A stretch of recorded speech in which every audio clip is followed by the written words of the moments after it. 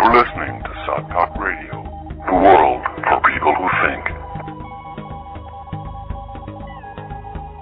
We are doomed to extinction because of agriculture. We have raped and pillaged this planet. It's long. There is a disinformation program literally for everyone, no matter who you are and what your interests are, what your beliefs are, which way you're focusing. There is a website set up just for you to take you in and to vector your thinking and your attention into the way that they want you to think. Categories for things happening in the sky and the cosmos. If you read the scientific reports that come through and put the pieces together, you can see something big is happening.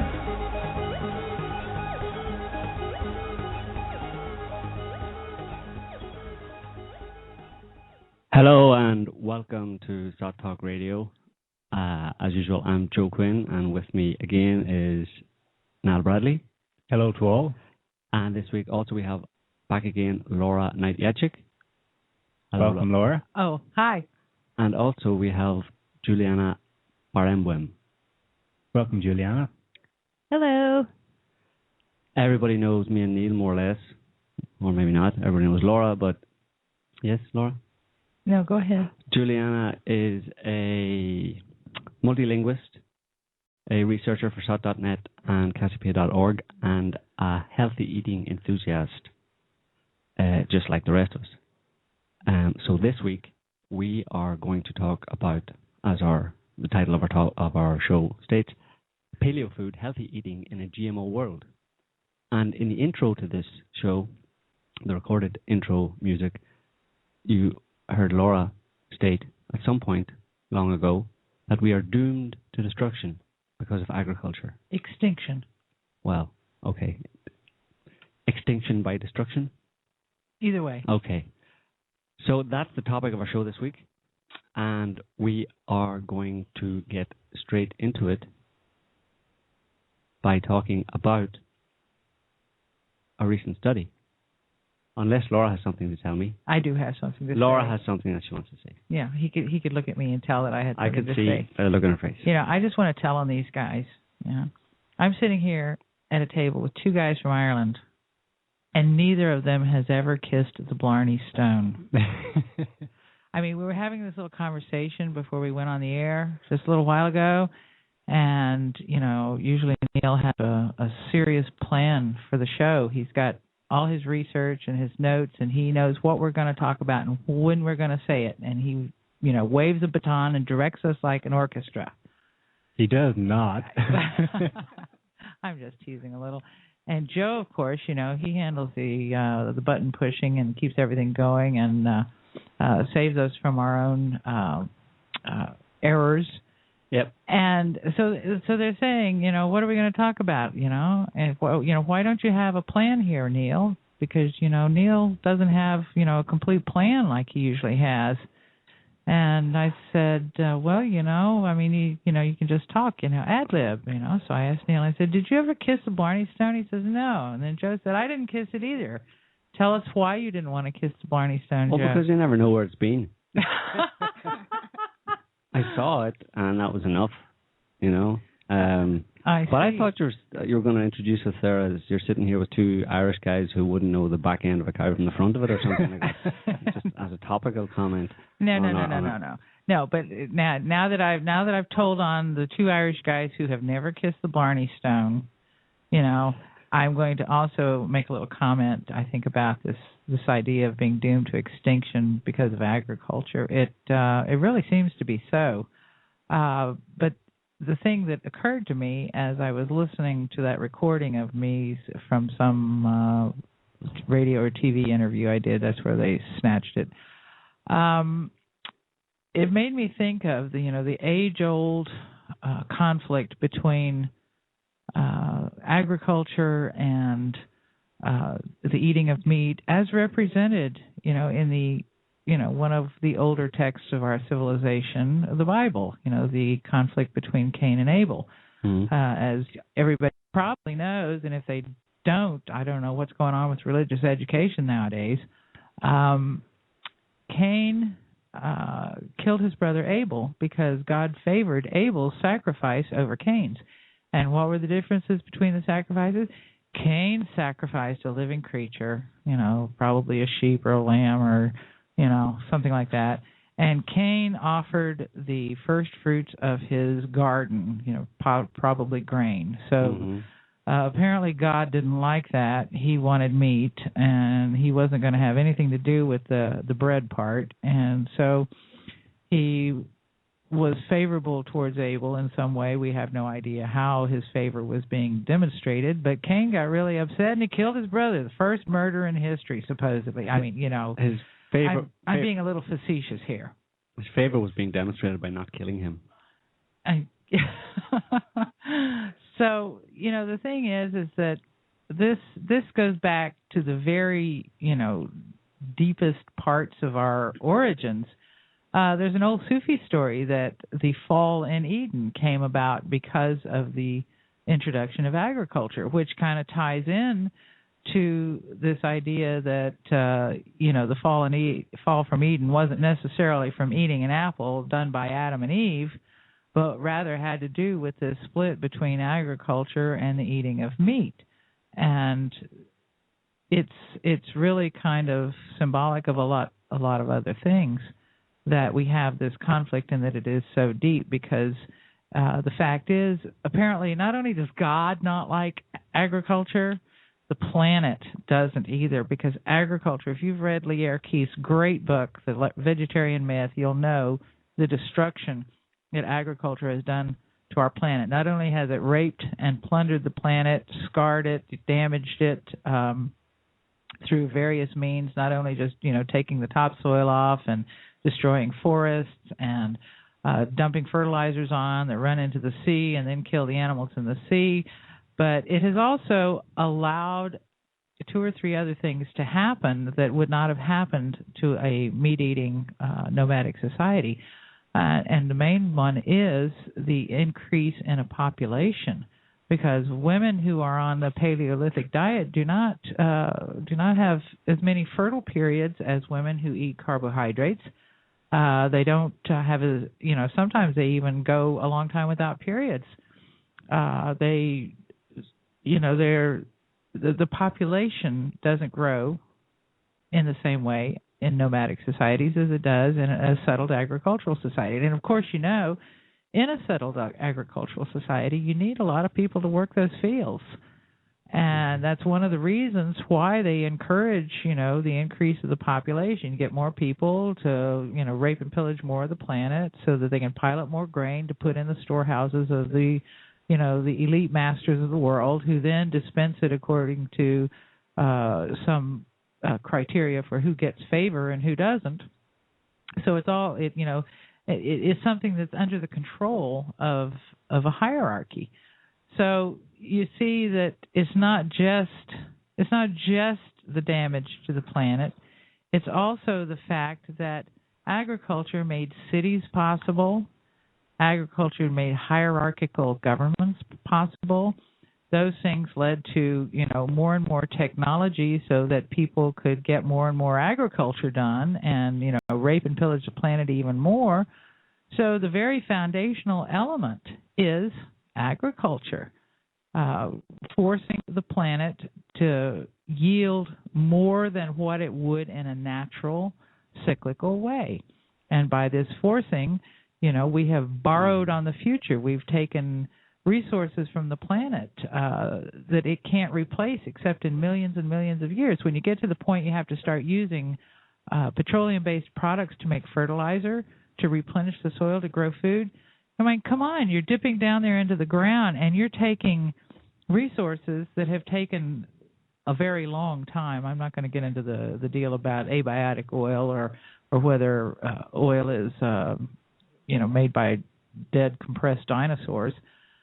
But when you start dipping into resources that have been accumulated in the earth over thousands, millions of years to produce food for now, what do you do when you run out of that and the earth will produce no more and say you have 7, 8, 9 billion people on the planet, and the Earth will produce no more because everything has been stripped, and you have borrowed.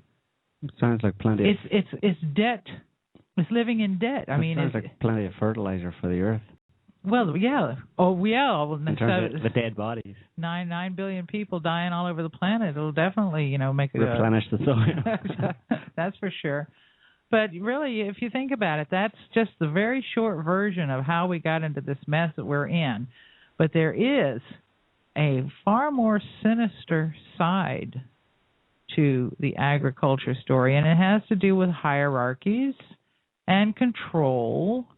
And I think I'm going to hand it over to Juliana because she is just dying to get in here and say something. She's just sitting there waving her fingers in the air. No, I was just going to add because you mentioned the vegetarian myth, and when she talks about this increase in population, she says basically we're living in a phantom carrying capacity.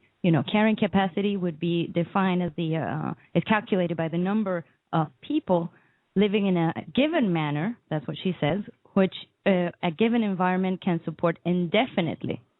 Now, that's what the agro industry is trying to sell us, is that GMOs and all modern agriculture is sustainable. But when we look at the effect on the earth, it's not. It's really not indefinite. And that's what they try to make make us believe. But the fact is that soil is destroyed. Just like you said, the soil is destroyed. Rivers are destroyed. There are no resources left. So what's the outcome of that? There's got to be destruction brought upon by agriculture. I mean, just from the simple equation, how many people can the planet feed in a sustainable manner? It's not going to last very long. No, I mean, especially now when we're dipping into our future. Mm-hmm. It sounds a bit Machiavellian to me, too, like you mentioned, that people eating grains and carbs produce more children. And those children then are needed as adults to produce more grain, carbs. as essentially as a slave class or an underclass, at least in a lot of parts of the world. They're very poorly paid, so you essentially produce a slave class to produce the grains that are needed to feed all the people, and it's a kind of negative feedback loop going on. And then when the land that you're exploiting gets depleted, you go and expand and conquer other territories and stuff. So it's all attached to imperialism, not only from the human point of view, but also from the geographical point of view. I mean, why do they need wars?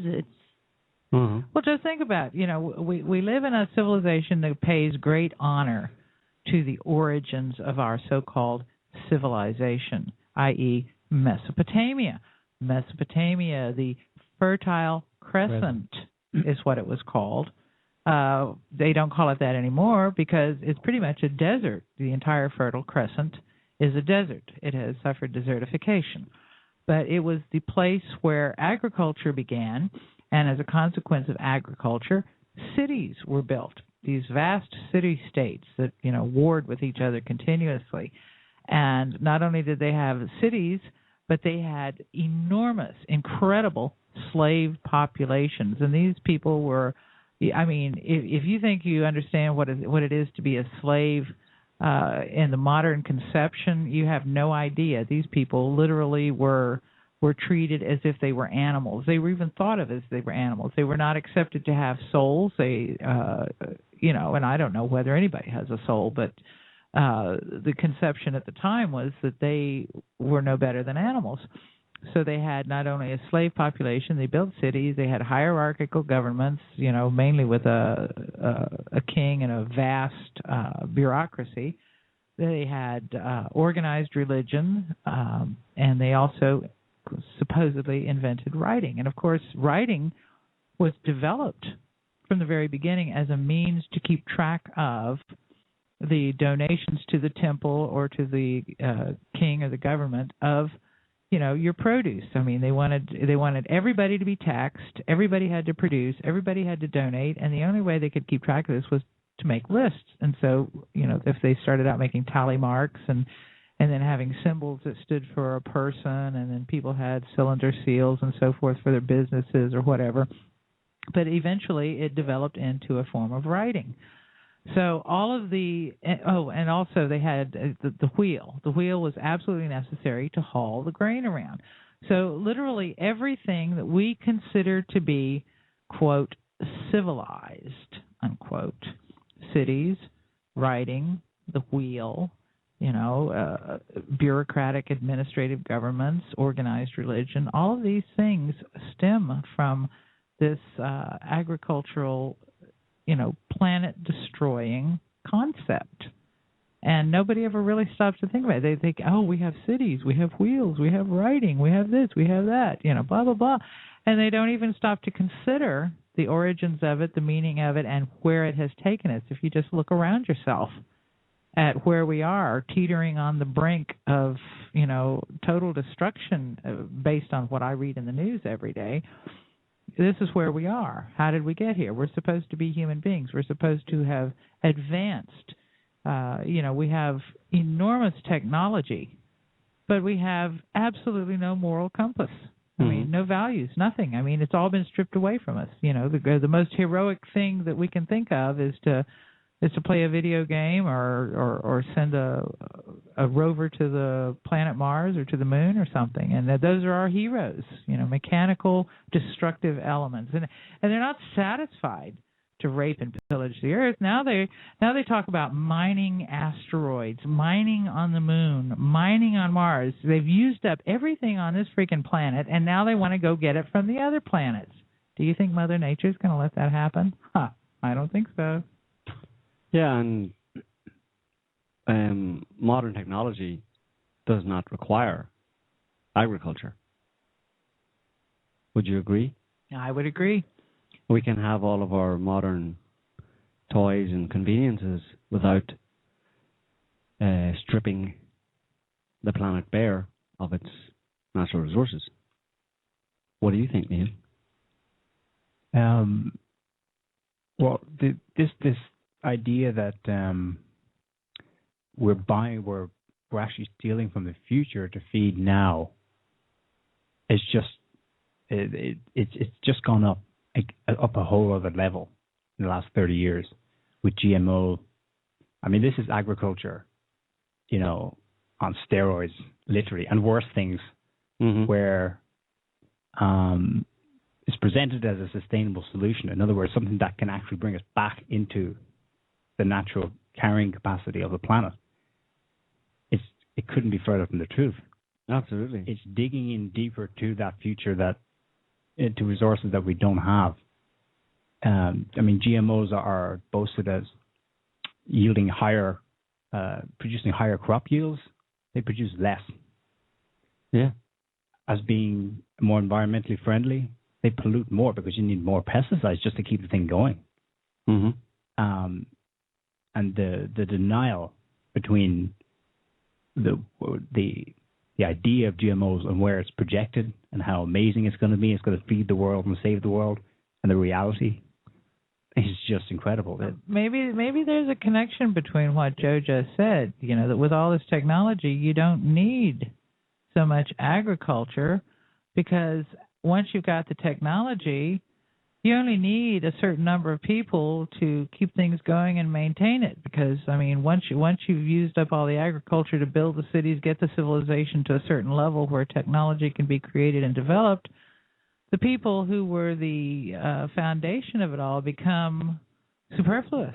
You don't need them anymore. And maybe there's a connection between that fact and the promotion of agriculture, because from the very beginning, agriculture has been shown to diminish the health of the individual. Archaeological studies show that as soon as agriculture was introduced, human beings became smaller, more disease-prone. They had more types of conditions and diseases, bone problems, teeth problems. Any archaeologist can tell you by looking at the teeth of bones of a skull that he finds in a dig, whether they were involved in agriculture or whether they were meat eaters by their teeth, because the meat eaters don't have cavities and they don't have bone diseases. The people who engaged in agriculture all have the bone diseases, and they have lots and lots of cavities, really bad teeth. So That's always been present, but now it has increased. It has accelerated to an exponential extent, and perhaps, just perhaps, there's meaning in that, because as Ivan Pavlov proved, the strongest dogs, the most resistant to being reprogrammed, can be broken and programmed if their health is destroyed first. Absolutely. We've got a call here, so we're going to go ahead and take it. Hello? Hi, what's your name and where are you calling from? Hi, this is Corey. I'm calling from Iowa, the U.S. Hi, Corey. And old Midwest. Okay. I just wanted to bring up the fact that I read on the news the other day that about 80% of the students graduating from New York City weren't able to do basic reading and writing skills, and they had to relearn it. I was wondering if you could kind of talk about that, too. You mean talk about the dumbing down of humanity because Yeah. their brains are getting smaller and turning to mush because of their activity-based diet? Is that what you want me to talk about there? I mean, do you want me to talk about the fact that people, think about it. Evolutionarily speaking, these people are saying, oh, we should eat like our hominid ancestors or our hominid cousins, monkeys, chimpanzees, gorillas, and I say to them, look, they are still monkeys, chimpanzees, and gorillas. Mm-hmm. We started meat and we became human. Get a clue there. So all these people going off on these vegetarian, vegan, high grain diets, fruitarians, blah blah blah, raw, steamed, baked, broiled, or fried, whatever. They're eating like animals. Yeah, they're eating like animals. Not only that, but their brains are shrinking. There are news stories about it. The brain sizes, the average brain size of the human being in the population is shrinking. And there's even specific articles that say the brains of vegetarians are shrinking. Now, of course, we know that brain size isn't everything. I mean, Einstein didn't have a brain the size of, the Incredible Hulk or anything. And there are people who have very small brains or diminished brains or damaged brains or whatever who function perfectly well. And there's even some who have, got advanced degrees in university when their skull is basically full of air. Nevertheless. Your brain uses fat for energy. Mm-hmm. Yes. Saturated fat. Yes. Not vegetable fat. No, absolutely. So I totally agree with that. I am not surprised that the people, the kids in New York graduating, can't read and write and do basic mathematics.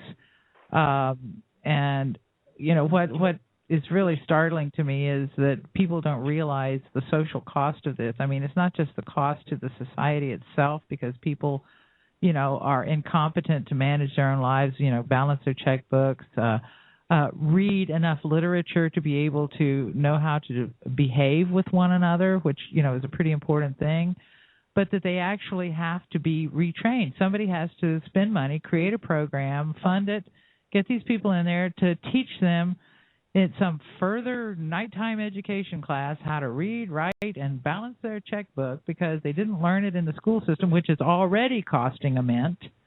It's just like, it's staggering. And does that serve the purpose of the powers that be, to have a population that cannot think? Yeah, absolutely. I'm a tutor. Well, I tutor some people at my college, and I've been surprised because we're trying to learn some basic algebra, and they couldn't even do arithmetic. They could not subtract numbers. And these were people who were in their 30s. And I've just been appalled by that. It's frightening. That really is a frightening fact. So, thank you. There's also the fact that, like Laura was saying, brain size is not everything. But when you look at the effects that these grains are having and these carbohydrates are having on people, not just vegetarians, but anybody who eats a high carbohydrate diet, it's all related. I mean, apart from the inflammation and physical symptoms that the person will get, they'll get inflammation in the brain, they'll get memory loss, they'll get Alzheimer's, Parkinson's, lack of concentration. I mean, your brain is just not feeding on the proper fuel. Mm-hmm. So no matter what your brain size is, you're still not going to use it to their full capacity. Yeah. So no wonder they're numbing down people. Plus, grains have this, and the grains that are most feeding most of the population have opioids, which make you addicted to them. So you can't just stop eating them very easily. Mm-hmm. And it's just a vicious circle. I mean, how are you going to be able to think after eating all that? How are you going to be able to realize or think your way through the idea that what you're eating is bad for you if you can't think properly? And it's not just affecting the 80% of college graduates who cannot read and write when they leave school, or it's not college, it's actually high school kids. It's clearly affecting the people who write the policy, whatever about the ultimate powers that be. But I mean, the average government employee has not put two and two together and said, well, what are we going to do to solve this problem? Let's get some after-school extra classes. No, they don't see that it's staring them in the face. It's their diet. Yeah. Yeah, people in the Department of Health and the government, functionaries and stuff like that, I mean, they're hopped up on cornflakes. So how are they meant to figure out the solution to their problem? Anyway, Corey, thanks for your call. Thank you. Thanks, Corey. Bye. Take it easy. We have another call here, so we're going to go with that one. Okay.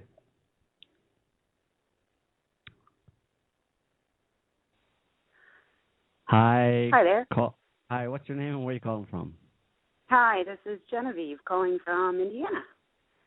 Hi, Genevieve. Welcome. Hi. Welcome. How are you guys doing? Pretty good. Hi. Very good. Thank you. We're sitting in our garage studio wearing sweaters. Ooh, sounds chilly. Yeah. I didn't know it was a garage studio. Yeah. That's a neat picture in my mind. We might start a garage I was band. actually calling. I'm sorry, go ahead. No, carry on. I was just... Go ahead, Genevieve. It's interesting. You are what you eat. And I've grown up with that saying in my mind. I'm a young woman in my early to mid-30s, I will say, and I was a vegetarian for 31 years. And I was having trouble comprehending and really going deeper and further into all of the materials that I've been wanting to read and research. And finally I thought, okay, time to take a look at diet. For 10 months now, I've been following the Paleo regime, and oh my goodness. So I don't know how much damage I did during that time. What a difference, huh? Oh my goodness. I would say that my down days are less. I have more energy. My thinking's definitely clearer. And I'm excited to spread the word to anybody that'll listen to me yammer on and on about it. That's great, so I guess Genevieve. it's kind of a testament to, haven't gone completely ketogenic yet, but I'm definitely on the route. So just a testament to the paleo lifestyle, cutting out carbs and animal fat for energy. That's great. Isn't it nice to be able to eat and actually feel satisfied with a small amount of food? It's amazing. 2 small meals a day. And, the whole, you have to have fruits and vegetables. Oh, no, you don't. Yeah, forget no, that. they're actually, Well, it works for you, then go ahead. That's one of the things that a lot of the people talking about the paleo diet and that promote it, they seem to, the ones I've seen anyway, seem to include, even before they mention protein and fat, animal protein and fat, they talk about nuts and fruit and vegetables. Mhm. But that was my what I did before, lentils, peanuts, and found out that it was all wrong, and that a lot of those actual nutritious foods aren't so nutritious and can actually be damaging to the body. Yeah. So as far as we're concerned, the paleo diet doesn't really include regular consumption of nuts and fruits and vegetables. The paleo diet is basically just largely animal protein and fat. Yeah, Genevieve mentioned the ketogenic diet. Maybe not everybody knows what it is. Maybe we should just give a little... Go ahead. Do it. Well, basically, it's just you eat roughly 80% saturated fat from animals, and the rest is animal protein. And what else? That's pretty much it. Remember, Laura, last show, You mentioned that people survived the plague mostly with the bone broth and meat broth. Well, that's it, people. I mean, it's just broth every day, made from marrow bones or any kind of bone. With some added fat. Added fat. A little bit of meat. Very, very fatty meat, the best kind of quality you can find. And vegetables are kind of like a 1% thing, if that. Well, there's two things we need to add into this. There are some bugs in the program, and the bugs that we have found are that first of all, when you're eating meat, you're eating the flesh of creatures that consume plants. If the planet itself has already been stripped of most of its nutrients in the soil, then the nutrients that the animal is going to get are going to be somewhat stripped also. One of the main minerals that is lacking is magnesium, and it's extremely important to nearly every single function in your body. So you probably may need to add some magnesium. Second of all, there was a mutation in some Celtic person, probably one of you guys' Irish relatives, what can I say? Whatever. Back about 2,000 years ago, that has led to the condition called hemochromatosis, where your body stores too much iron. This is a very adaptive mutation during times of starvation, when you have very little meat, because your body gets all the iron it can get and it hangs on to it. But if you're getting plenty of meat, lots of meat, as you would if you were on a Paleolithic diet, then you might get a little too much iron, and then you'll have to go and be a blood donor at regular intervals just to keep your iron unloaded. Otherwise, your health will be fine. So I would just say that there are a couple of bugs in the program. People shouldn't go out without being tested and just, immediately start chowing down on pork chops and bacon.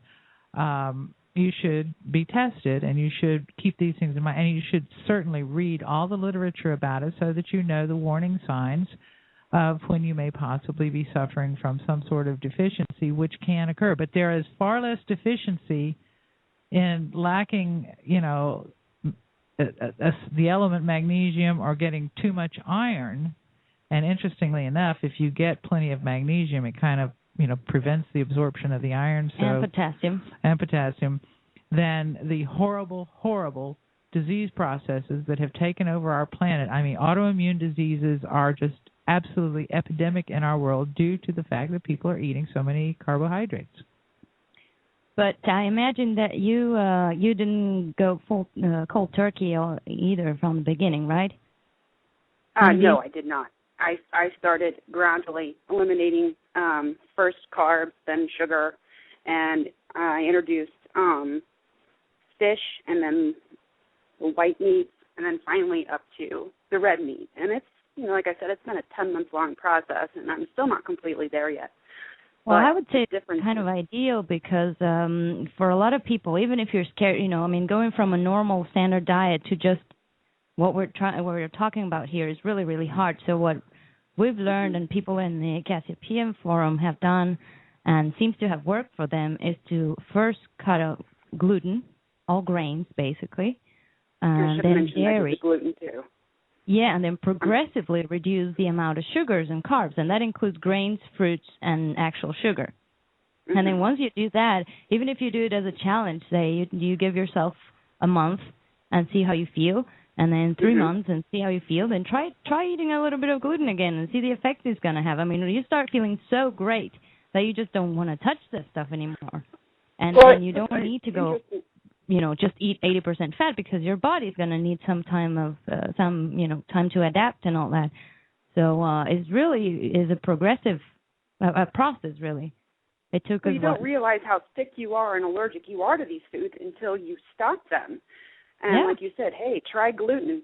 Well, I had a partner in this, and my husband also stopped the gluten and started the paleo with me, and we both cheated, if you will, and had chocolate cake on his mother's birthday, and boy, did we feel like crap the next 2 days. And we realized, it's just not worth it. And People just don't know how tired they are. Oh, no, not at all. I thought it was okay, but something wasn't clicking. I wasn't comprehending things the way I wanted, and putting things together in my mind the way I thought I should. And I thought, okay, there's something wrong here. So that is when I started to do the research, and I did check out the CASI site and some of the threads. I should be more actively involved, and maybe this will kickstart me into going back in and actually reading more. But, it's got to be a slow process. And my worldview changed. I was a born and raised vegetarian, and although I'd always had all the feelings that to each his own, but, there's got to be some middle ground, some truth there. And I was in shock for a while, obviously, and realized that my parents were, they were trying to do the right thing, but it wasn't right. And anyway, now I'm feeling much better. And, I am so glad to hear it, Genevieve. All right. Thanks for your call. Thanks for taking my call. Thank you, sweetie. Bye. Thanks, guys. Bye-bye. Thanks for the show. Bye-bye. This seems to be a hot topic because we have another caller on the line here. Hi. Hello, can you hear me? Yes. What's your name and where are you calling from? I'm Anthony. I'm calling from Orem, Utah.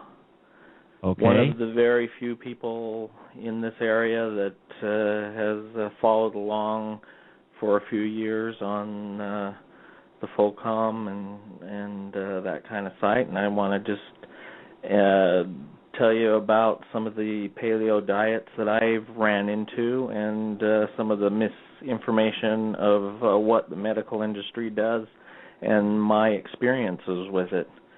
Go for it.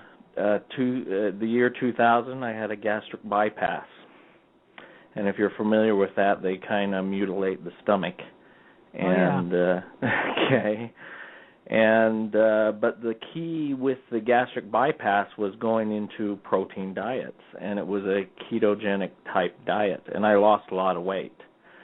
The only reason why they do the gastric bypass is the ability to have an aversion of food. So they make you not be able to eat, and then they shove high protein diets, and then all of a sudden you start losing weight, and people think it's a miracle. But that's the main ability of these gastric bypasses. And by the way, I had 2 of them. Wow. The first one, when they did the surgery, part of my stomach became fused to my diaphragm, and I was having pains. Pardon? That's not pleasant. No, and so they had to go back and kind of re-tie up everything. And but being part Italian, it's too hard for me to get away from pastas, so my weight kind of went back up because of the starches that I eat, and I'm trying to go back to the ketogenic type diets of high proteins and only high proteins and very few vegetables is basically what. So you're currently, right now, you're eating pasta after having been on a ketogenic diet and having lost a lot of weight. And let me ask you, on this diet, did they allow you to have, some breads and things now and then? Occasionally, but it was very sparingly. They do not want you to have any kind of starches. Because one of the things that we have learned is that if you are strictly paleo or keto in particular, it's really, really much better, you actually lose the cravings. You begin, your body begins to feel satisfied. You eat much less. And you lose the cravings, because for me it was just so amazing to lose all cravings for, for starches, for, and that's not to say we don't sit around every once in a while and say, oh, remember that chocolate cake we ate, 10 years ago, blah, blah, blah, and the ice cream that went with it, and we sit there, and then we think immediately what we would feel like if we ate that. And then we realize, it just ain't worth it. It wasn't so attractive after all, because the memories of the feelings of the few times that we've fallen off the wagon have so overwhelmed our mind and made us so aware of how bad we would feel that it no longer seems so attractive. Oh, yes, I agree. And as I'm getting older, I can't eat that kind of level of refined sugars and carbohydrates anymore. It just makes me sick. So naturally my body is kind of adjusts to throw it away. And I notice when I eat a nice dish of pasta and spaghetti, which is my weakness, my blood sugar really does go high after something like that. Instead of that, why don't you just get a nice piece of ham, slice a piece of butter, roll it up in the ham, and eat that for a snack, and then you'd feel perfectly satisfied. You wouldn't want that pasta anymore. I agree, and it's just a matter of teaching myself to do that and kind of doing more study and doing. There was one thing you were talking about, potassium and magnesium and our lack of that. There was a product on the market, and I remember purchasing it in the 80s. It was called KM. It was kind of like a liquid colloidal potassium and magnesium, a very high concentration of those two things. And you would have about an ounce or two a day, and it did really make me feel good and feel much better. And this was back in the 80s, of course. I can't find that product anywhere. Any kind of supplements that I want to find for potassium or magnesium are very weak in the ability to get any sufficient amount in the body. Most of the supplements for potassium is only like 10% of the daily allowance, as you see, and it's crazy.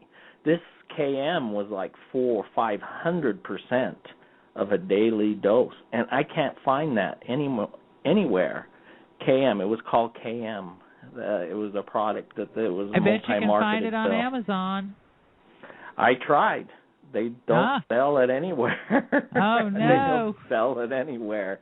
I don't know why, but it was like colloidal silver type of medication, or I mean, supplement. High concentration of that stuff. And well, are you going to have any more? Are you going to have any more surgeries, or are you going to get a grip on this thing? I'm not going to have any more surgeries, and I got to, not do half-cocked gun-type actions on doing. Yeah, you need to research the topic.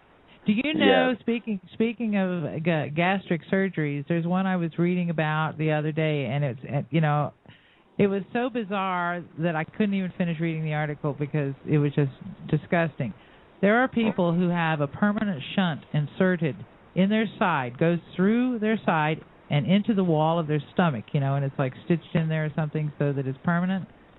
And then they are allowed to eat anything and everything they want, and then they attach the pump 20 minutes after they've eaten and pump it all out. Oh, that's ridiculous. That is so disgusting.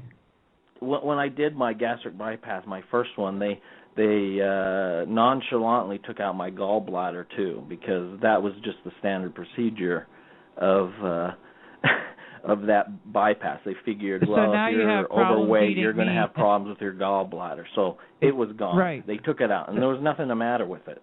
So now you have to have digestive enzymes to help you consume meat and fat, right? That's right, and that's why it's so hard to continue eating fats and stuff, because then my digestive system is polluted with out of balance. So they took that out too. So it's hard for me to go back onto the high-fat diets, because then you'd have to do some research and handle it real carefully. But I can tell you right now, anybody, when you let those scalpel jockeys get a hold of you, you're in dire doo-doo. Anthony, what was that supplement you were looking for? You said you couldn't find? It was a supplement in the 80s, multi-marketed around, at least in Utah area, called KM. Is it called maltol KM? No, it was just sold under the moniker of KM. Because there's something called maltol KM you might want to look at. I don't know if it's the same thing or not, but if you just Google maltol KM. Maltol, how do you spell it? M-A-T-O-L. M-A-L-G-O-L. Or sorry, Matol. M-A-T-O-L KM. Okay, I'll take a look at it because... I don't know if that's the same thing. It talks about potassium and magnesium requirements for your body. Yeah.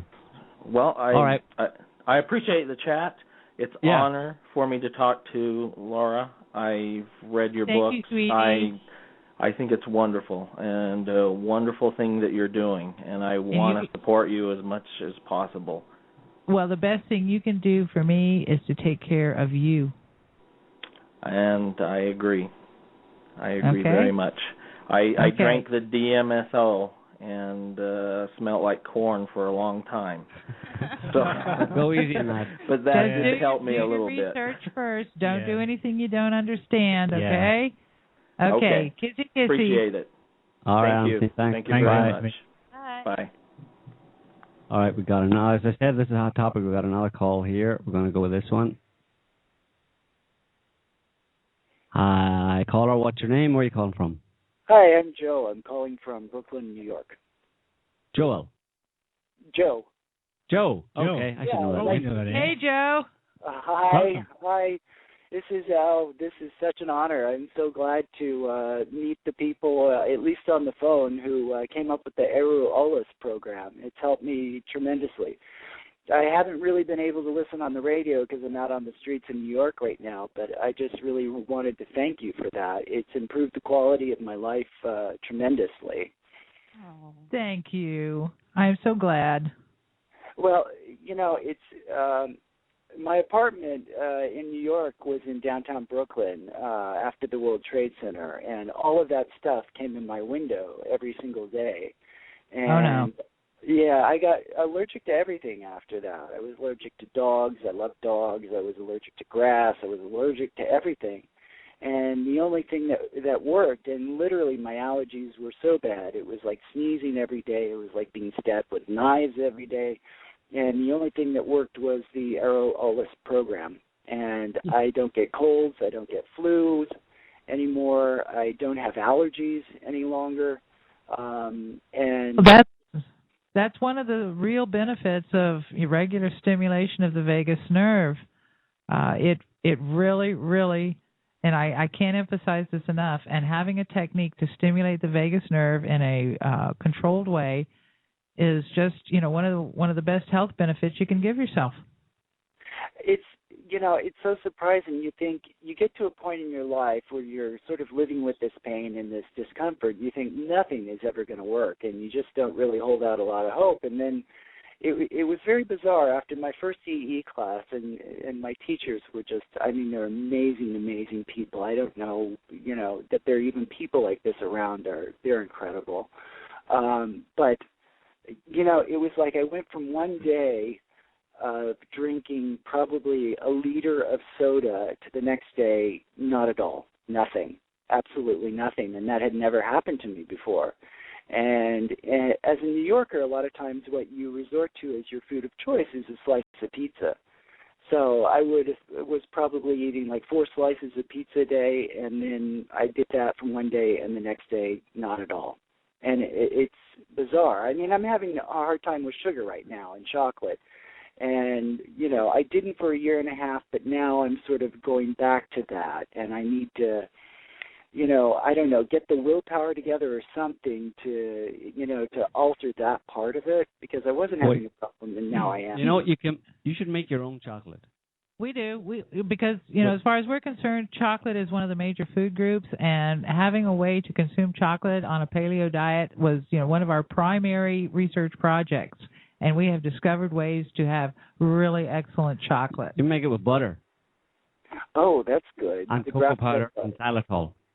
Yeah, you take pure cocoa powder and you melt butter, and then you stir the chocolate in until it's really thick, and then you add enough xylitol to sweeten it, taste as you go along. Put it in molds and put it in molds, put it in the fridge, let it chill down, and then you pop it out of the molds, and you have pieces of wonderful, delightful, excellent chocolate. That's the simplest thing you do, but we do things like.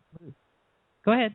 Have you found that people have had problems with the xylitol? Because I think I'm having probably because I was using it, and then it's sort of like my kidneys or something. Like I was having problems with it, and because I like it. Some people do have problems with xylitol. Yes, that's absolutely certain.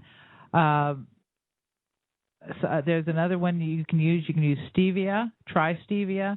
If xylitol doesn't suit you, me personally, I don't. Stevia leaves an aftertaste in my mouth, but other people it doesn't. There are other people in the house here who just, think they swear by stevia. So try the different. I'll try the stevia. Yeah. Just don't use any of those evil things like corn syrup or artificial sweeteners that. Or aspartame, aspartame, that kind of crap. And it also might have something to do with the amount you have. For some people, if they go over the limit, they might have more effect with xylitol and of the amount of bacteria you have in your gut. So while you're healing, you might have more reactions to a stronger reaction to xylitol. But when your gut is in better shape, you can tolerate more. Because xylitol is antibacterial. That makes sense. That makes a lot of sense because I found that that's the case. Like with the DMSO, like I had a really hard time at first, and now I don't have a hard time. Yeah. And thank God for that DMSO because my back would really be bad, and that's the only thing that really works for it. I mean, thank God. And for arthritis, things like that. I mean, you guys have. I can't even believe it. Well, I can tell you right now, I was in pain with rheumatoid arthritis after an illness that I experienced when I was 9 years old. So from the time I was 9 until 2008, when I finally went completely, on the whole detox, worked my way into the paleo diet and then into the ketogenic diet, I have been pain-free for, all of those years now. 4 years? And to be pain-free after a lifetime of intractable pain is just like, for me, it's like a miracle. It really, the allergy part for me has been a miracle, but, it also starts to bring up emotional issues. And so what it has given me more of is an emotional intelligence. I don't know how to put it exactly, but, it's like I can start to see the programs that contribute.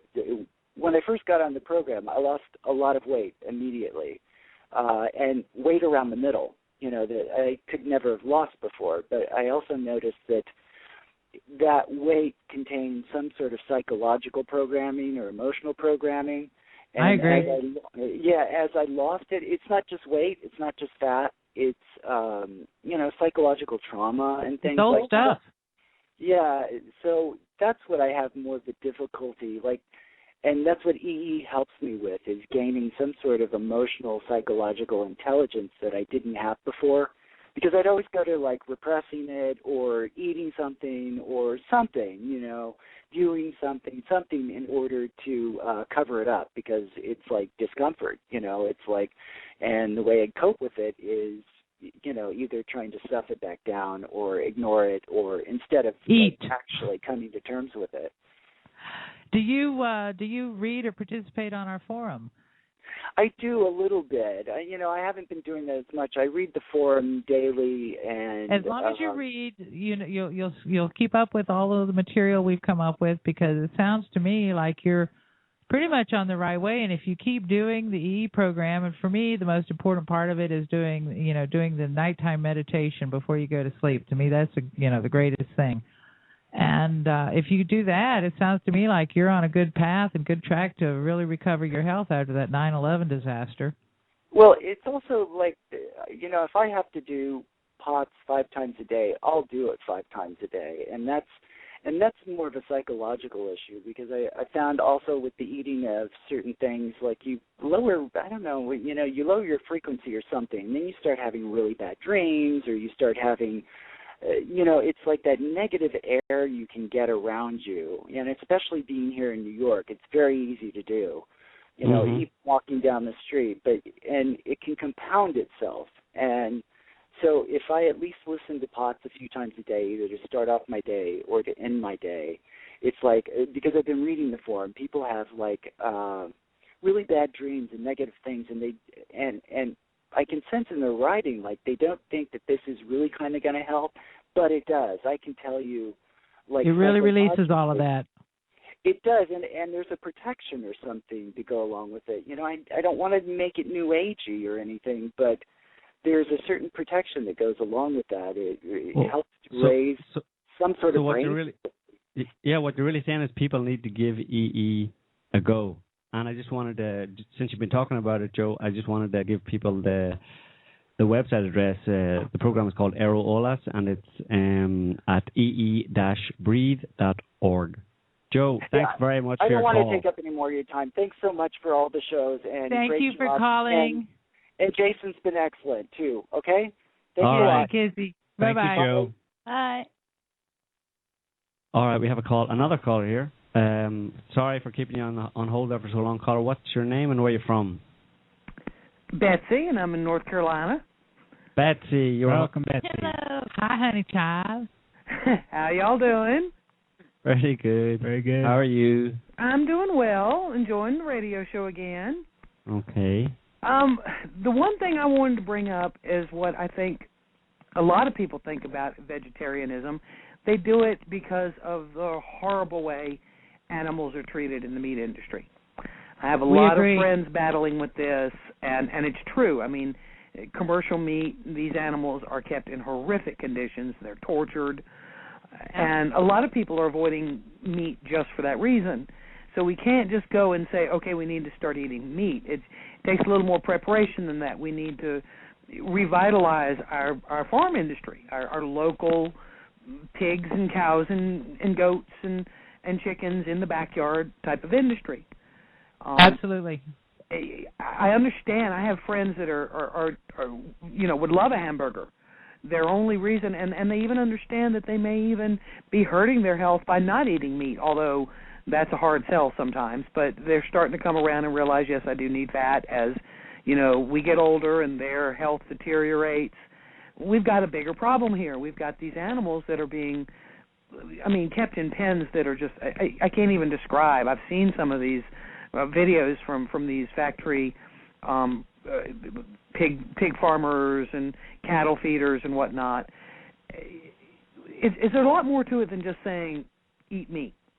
Yeah, people need to start supporting family farmers and small farmers. They can get together and find a farm near their city if they live in the city, and contribute to the support of the production of enough meat for themselves as a group. This is one of the things where people need to network together. Of course, I know I'm preaching to the choir here, but so many people, as they wake up and become aware of what they're doing to their health or what the, so-called food pyramid is actually doing to them, they need to start trying to figure out ways. And sometimes, you can't do it alone because a single person isn't able to afford what a group can afford. And sometimes, if you have a group, somebody may have a little more money than the other person, and they just kind of pull it all together to, purchase their, freezer full of meat for a period of time. So those are some things that people can do if they can't raise their own. Of course, if you can raise your own, if you have enough space, probably the most economical critter to raise is a pig. Pig and maybe some chickens. Of course, some of us around here don't eat much chicken, but it's not too bad. So you can pigs will eat a lot of things, and they don't require as much care or as much pasturage as, say, a cow. So there's a lot of things that can be done, and those things really need to be considered. We buy meat from a farmer who raises pigs out in the forest, and they're acorn raised. They run around loose all the time eating acorns, and then right towards the end, he brings them in, and then they become our pork chops. So we're pretty sure they're not GMO, and they haven't been fed any GMO grains or anything, and they've had a nice, fun life running around in the forest, chasing each other, eating all those acorns.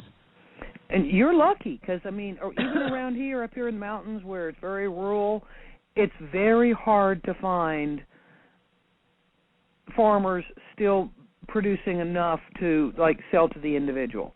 You either have a farmer who has a contract with one of these large conglomerates, or they've just been driven completely out of business. I think it's all part of the overall scheme that the American farmer has just been sent into bankruptcy. They can't, with the level of regulation on, if you want to sell meat here, raising it for yourself you can do, but if you want to sell meat here to the general public, there's this long list, a book of regulations that you have to follow. And that's by design, I would suggest. And the regulations, they're regulations that the big food industry players don't follow. Mm-hmm.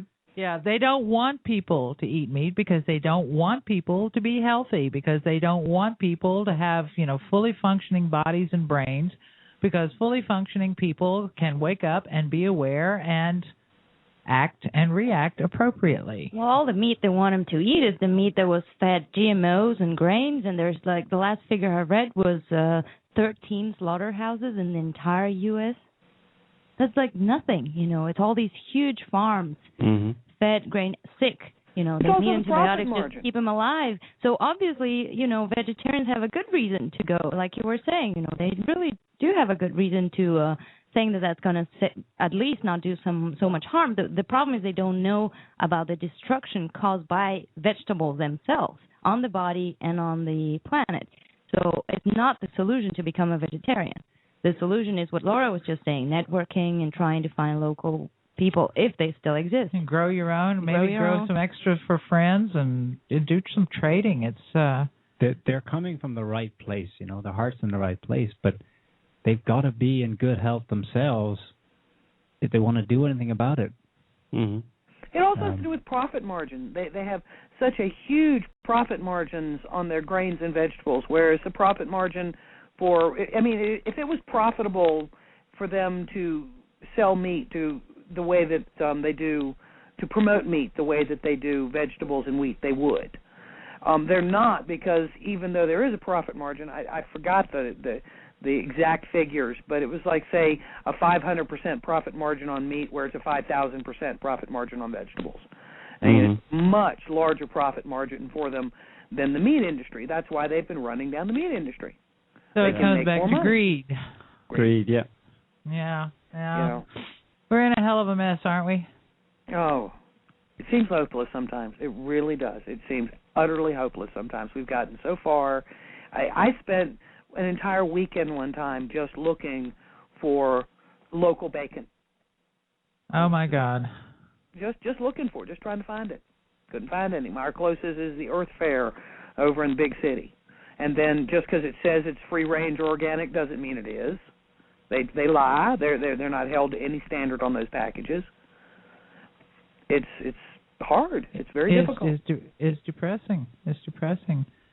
Well, maybe you can start making up some flyers and start putting them around for people and letting them know about the dangers of vegetarianism and the advantages of really good meat, and saying, let's have a meeting and talk about this, and let's find some people who've got a little bit of land, and we'll all get together and pitch in some money and help them get a couple of critters to raise, and we'll help buy the feed, and then we'll all have some meat. That's one way to go about it. Yeah, and you don't even need to. There's obviously butchers in your area, so what people around here do that raise their own animals, they have a butcher that butchers them for them. Right, we have one of those in a town about 15, 20 miles from here, and that's it. Everybody there goes there. Well, I know my aunt and uncle live in North Florida, and they've, up until my uncle passed away 2 years ago, they were, and they may still be doing it, they were raising their own cattle. They'd raise 2 or 3 cows a year. He had 40, 50 acres of pasture that he'd put them on, and then as soon as they were ready, there's a local butcher who would come around, and he would come and pick them up and then bring them back the meat packaged the way they wanted it. So it still does happen in some rural areas, but it sounds to me like there where you are, it's getting to be more less rural than rural. That, and they've all turned crops to try to save their farms. They can't make the money on the cattle and on the pigs like they used to. Mainly because there's only one place around here that they can get it butchered out. They have to sell it at a market at auction. Sometimes they would get less than what they just put into the feed over the winter. So they've run it down to the point that we do have a lot of farmland around here, but it's almost all planted. So there's one place that has managed to meet all the regulations and whatnot that you can actually take your meat in there, a meat process. Well, there's 2. There's one up in Franklin, one in Bryson. But there's one close, within 15 minutes or so, that actually has all the regulations that they've managed to meet this long government criteria to where you can take your pig in there and you can get back, your pork. A lot of places you'll take a pig in and they'll weigh it and they'll say, okay, you've got a 600-pound pig here. That's going to translate to 500 pounds of pork, and then they just give you 500 pounds of pork. You don't necessarily get your own animal back.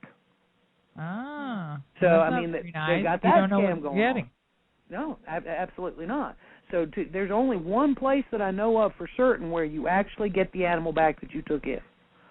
That's close by. Now there's another one a couple hours away, but close by, and transporting a 600-pound hog is not an easy thing to do. A friend of mine does raise them. I do get a little each year, but certainly not. I'm at the local Save-A-Lot buying the commercial 9 times out of 10. Yeah, well, it would be worth it to support people who are doing that, and if they were seen to be, being successful, maybe some people could get together and go over there, together, and if they were successful, then other people might start doing it. Somehow it's got to change, and sometimes we have to bootstrap ourselves out of a situation with an air hook. Yep, I agree. It's just hard to know which way to go. Yeah.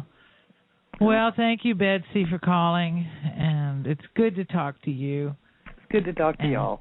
Love the show. Listen every week. Go have a pork chop. I might have some bacon. Good. Oh, bacon's better. Yeah. Yep. Gonna have some bacon. I've gotten all depressed now. Time for bacon. Yeah. Y'all have a good show, though. All right. Kissy. Bye-bye. Bye-bye. Bye. So, GMOs. Evil. They are evil. I wonder sometimes, there's been these court cases against Monsanto by farmers because Monsanto has taken cases, has sued farmers because the crop that the farmers were growing had been contaminated, infected with, naturally with Monsanto Roundup Ready or GMO crop being grown beside them, and Monsanto turned and claims partial ownership of those cross-fertilized crops, and I'm wondering if ultimately it's going to go to the point where, because they're feeding a lot of these grains to animals, that Monsanto will then claim some ownership on the animal, but only if it grows 2 heads or 6 legs. A Franken pork pig. That you can spot Monsanto's animals, farm animals, by the extra legs or ears or tails or something. I wouldn't be surprised. Just recently, there's a Supreme Court case in just one of those cases where Monsanto have taken a farmer to court. Mm-hmm. There's been 400, apparently. Yeah. 400 farmers. And one, I think, involved Monsanto against Bowman, was recently heard in the Supreme Court. And this wasn't even a case of cross-pollination.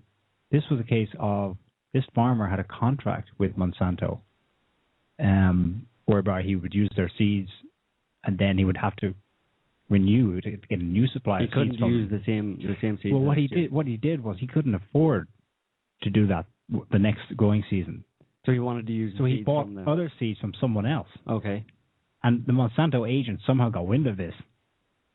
And this was not in his contract. In his contract, it was stipulated that he could not do that. He had to keep going back to Monsanto to buy seeds for each season. Yeah, and I think the rationale behind that was because he couldn't plant non-GMO, non-Monsanto grain or crop in the same field as Monsanto GMO, because ultimately the Monsanto GMO crop would fertilize the other one, and they would then have ownership of it. He couldn't split his field down the middle, and say Monsanto on the right, non-Monsanto on the left, because Monsanto said, well, that would all ultimately be ours, so you're not allowed to do that.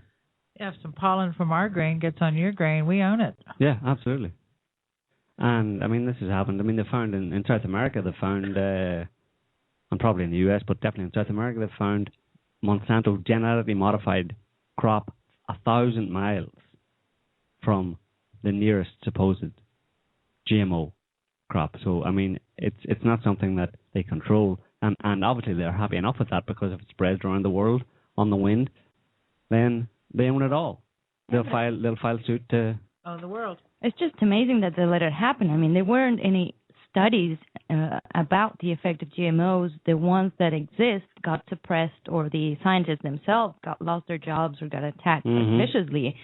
And they allow these seeds to be everywhere, to spread everywhere. There's hardly any actual natural seed.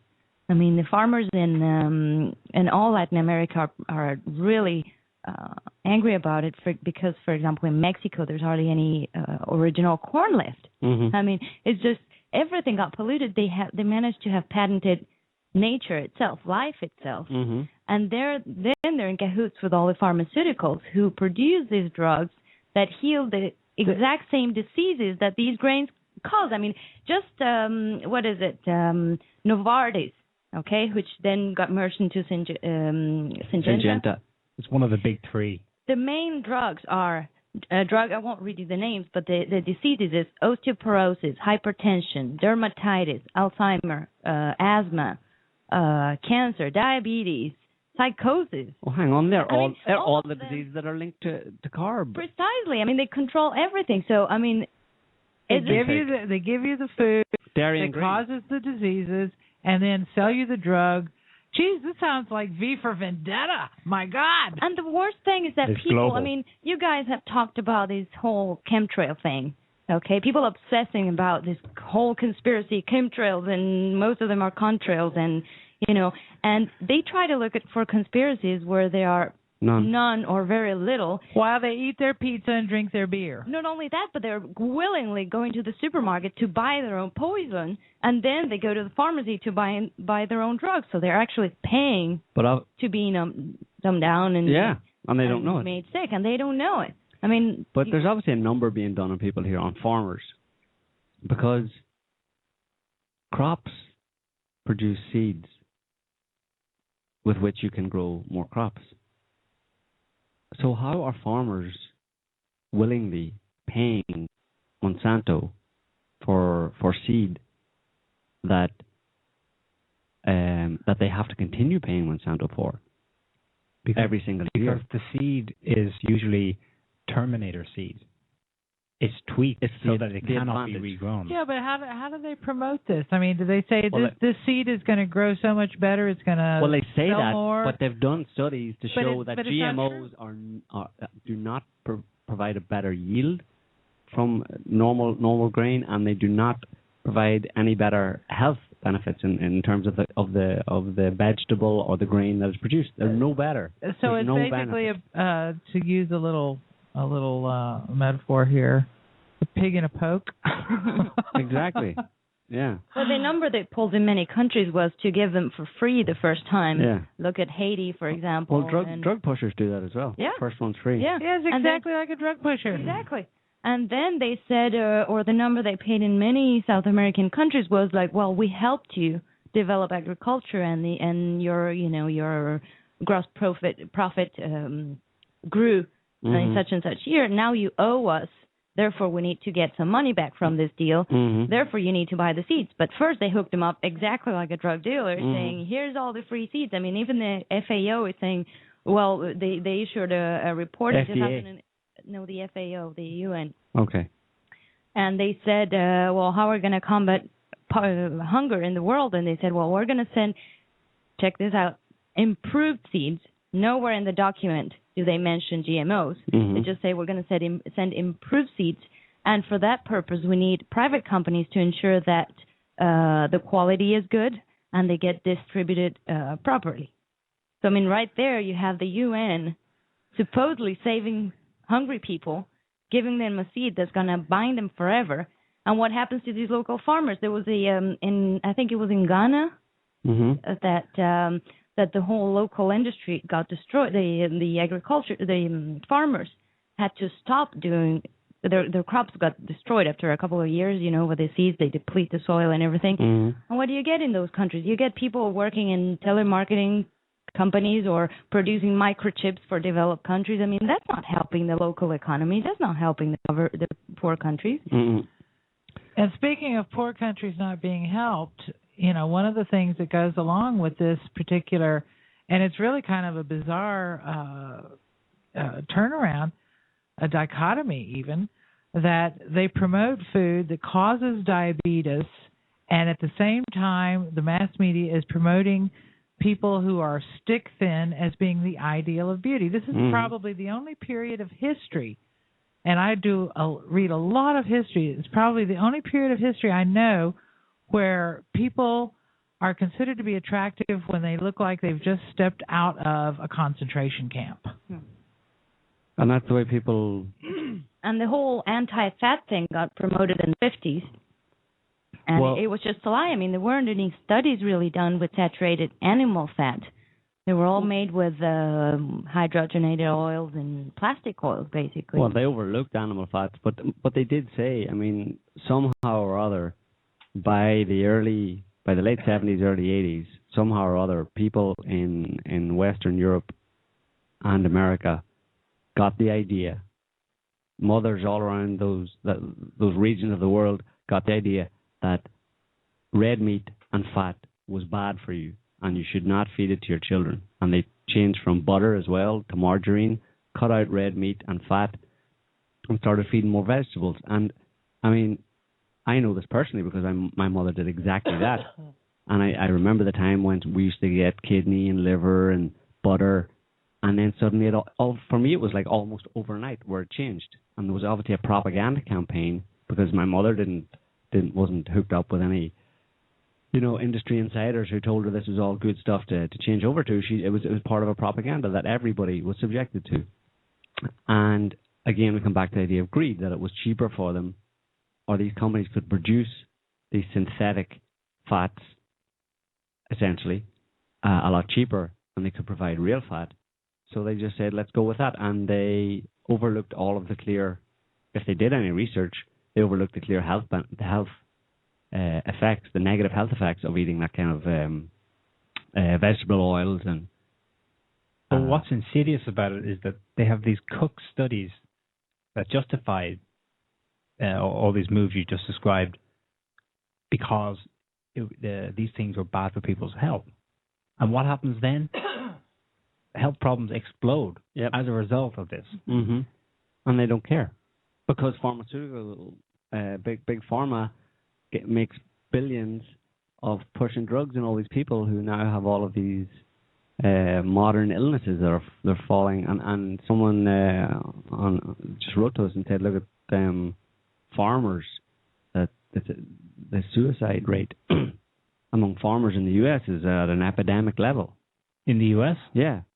I know that small farmers. Even in the U.S., yeah.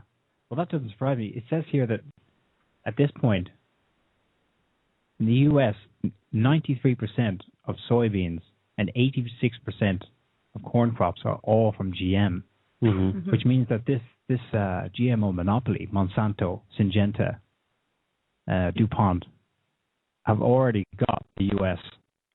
food supply. And 90% of processed foods contain one of those grains. So we're not just talking about you eating soybeans. And it's not labeled. So these are foundation foods for everything. Everything. You can buy whatever, peanut butter or whatever. It's not going to be labeled. So 90% of what you eat, if you have a normal American standard diet, is GMO. Yeah, and even on the labeling in the last elections in the U.S., in California, it was up for debate they tried to pass a bill that GMO big pharma or GMO producing companies would have to label their products. Proposition 37. Yes. And it was rejected, supposedly by the Californian people, but it was rejected because there was a massive lobbying campaign by these GMO producers and also by members of representatives in Congress. And the claim was that to label products as GMO that were GMO would negatively affect local businesses like local farmers and all that kind of stuff because people would stop buying them. Well, yeah, because they're bad for you. They should stop buying them. But they're saying, no, listen, your health comes second to profit, to the local economy and profit. And what's really, really horrifying, as we've mentioned already, is what these foods do to your body. And it's not just it's not just the fact that they're GMO. Excuse me. It's the fact that they are carbohydrates, that they are grains, that they are vegetables. It's a double whammy. And the thing that is obvious is that there is something happening to the population of this planet because diabetes, rheumatoid arthritis, heart disease, cancer have risen shockingly. That's probably the real hockey stick graph, in our world, is the rise in these kinds of diseases that goes hand in hand with the decline of the consumption of saturated fats and meat. The more vegetables and the more polyunsaturated fats or the less fats people eat, the more diabetes, cancer, arthritis, lupus, MS, Alzheimer's, Parkinson's, all these kinds of autoimmune disorders they are getting. I mean, it's absolutely... if people can't see that, then they're deaf, dumb, and blind, and obviously the only reason they couldn't see it would be because they've eaten so many grains and vegetables that their brains don't work anymore. Yeah. And on that, I have a little book here. I really would like to share a little bit with some of the readers or listeners, and it's called Why We Get Fat, and it's by Gary Tubbs, who is a science journalist. And he also wrote a great book called Good Calories, Bad Calories, which is, this book is kind of like a condensation of the Good Calories, Bad Calories. But I want to give you something to think about in terms of what you're eating and what it can do to you. So here, let me read just a little bit. He says, in the early 1970s, a young researcher at the University of Massachusetts named George Wade set out to study the relationship between sex hormones, weight, and appetite. Now, just keep that sex hormones business in mind because everybody's on Viagra these days. So he wanted to study the relationship between sex hormones, weight, and appetite by removing the ovaries from rats. And obviously these were female rats. He then monitored their subsequent weight and behavior. The effects of the surgery were suitably dramatic. The rats, after the removal of their ovaries, would begin to eat voraciously and quickly became fat. And if we didn't know any better, we would assume from this that removal of the rat's ovaries makes it a glutton. The rat eats too much, the excess calories find their way to the fat tissue, and the animal becomes obese. This would confirm our preconception that overeating is responsible for obesity in humans as well. But Wade did a revealing second experiment, removing the ovaries from rats, putting them on a strict post-surgical diet. So even if these second group of rats were ravenously hungry after the surgery, even if they desperately wanted to be gluttons, they couldn't.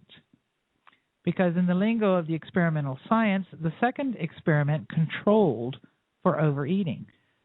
The rats, post-surgery, were only allowed the same amount of food they would have eaten had they never had the surgery. And what happened is not what you'd probably think. These rats that had their food restricted after surgery got just as fat, just as fast. But these rats were now completely sedentary. They moved only when movement was required to get food. The way Wade explained it was, the animal doesn't get fat because it overeats. It overeats because it's being driven by some mechanisms within to get fat. The cause and effect are reversed. Both gluttony and sloth are effects of the drive to get fatter. They are caused fundamentally by a defect in the regulation of the animal's tissue. Now think about that. So then, skipping over some other material here, he says, had we been discussing disorders of growth, why some people grow to be more than 7 feet tall and others never make it to 4 feet, the only subject of the discussion would be the hormones and the enzymes that regulate growth. And yet, when we're discussing a disorder in which the defining system is the abnormal growth of fat tissue, the hormones and enzymes that regulate the growth are considered to be irrelevant. Okay, now, here's a little story. That obesity runs in families, that is, we're more likely to be fat if our parents were fat, and that the local distribution of fat itself can be a genetic attribute, tells us that body fat is regulated, because how else would genes passed from generation to generation influence our fat, where we put it, if not through hormones and enzymes and other factors that regulate it? That the amount of fat and even the type of fat animals carry is carefully regulated also argues for this conclusion. We are, after all, just another species of animals. Animals in the wild, some of them may be naturally fat. Hippopotamus, for instance, and whales. They put on fat seasonally as insulation in preparation for the cold of winter, or as fuel for annual migrations or hibernations. Females will fatten in preparation for giving birth. Males will fatten to give them a weight advantage in fights for females. But they never get obese, meaning they won't suffer adverse health consequences from their fat the way humans do. No matter how abundant their food supply, wild animals will maintain a stable weight, not too fat, not too thin, which tells us that their bodies are assuring that the amount of fat in their fat tissue always works to their advantage and never becomes a hindrance to survival. When animals do put on a significant fat amount, that fat is always there for a good reason. The animals are as healthy with it as without it. Excellent examples of how carefully animals, and so presumably humans, regulate their fat accumulation are hibernating rodents, ground squirrels, which double their weight and body fat in just a few weeks of late summer. Dissecting these squirrels at their peak weight, as one researcher described it, is like opening a can of Crisco, enormous gobs of fat all over the place. But these squirrels will accumulate this fat regardless of how much they eat, just like Wade's ovary-less rats. They can be housed in a laboratory, kept on a strict diet from springtime when they awake from hibernation through late summer, and they'll get just as fat as squirrels allowed to eat to their heart's content. They'll burn the fat through the winter and lose it at the same rate, whether they remain awake in a warm laboratory with food available or go into full hibernation, eating not a bite and surviving solely off their fat supplies. If an animal that requires enormous gobs of fat for its winter fuel were to require excessive amounts of food to accumulate that fat, then one bad summer would have long ago wiped out the entire species. Now, I want you to think about the survival of the human species and what this tendency for so many people to be suffering from these conditions might actually suggest. Is there something in our environment? I mean, is the very fact that we're eating so much of this kind of food sort of a signal to our genes that something very difficult is coming our way and causing people to put on fat? Because if you're eating a lot of grains and vegetables, that means you're in an environment that your body doesn't think is very abundant. Your body considers an abundant environment to be one where you get meat every day. When you get meat every day, all kinds of systems, get turned on and off in your body, and, everything behaves differently. But if you're getting all of this vegetable matter and these grains and things, then what is obviously happening is that it's sending signals to your genes.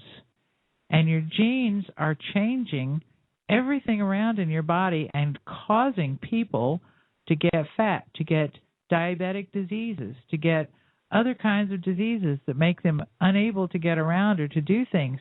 Basically, I think it's a signal to the human species that it's time for a whole lot of you to die off and go extinct.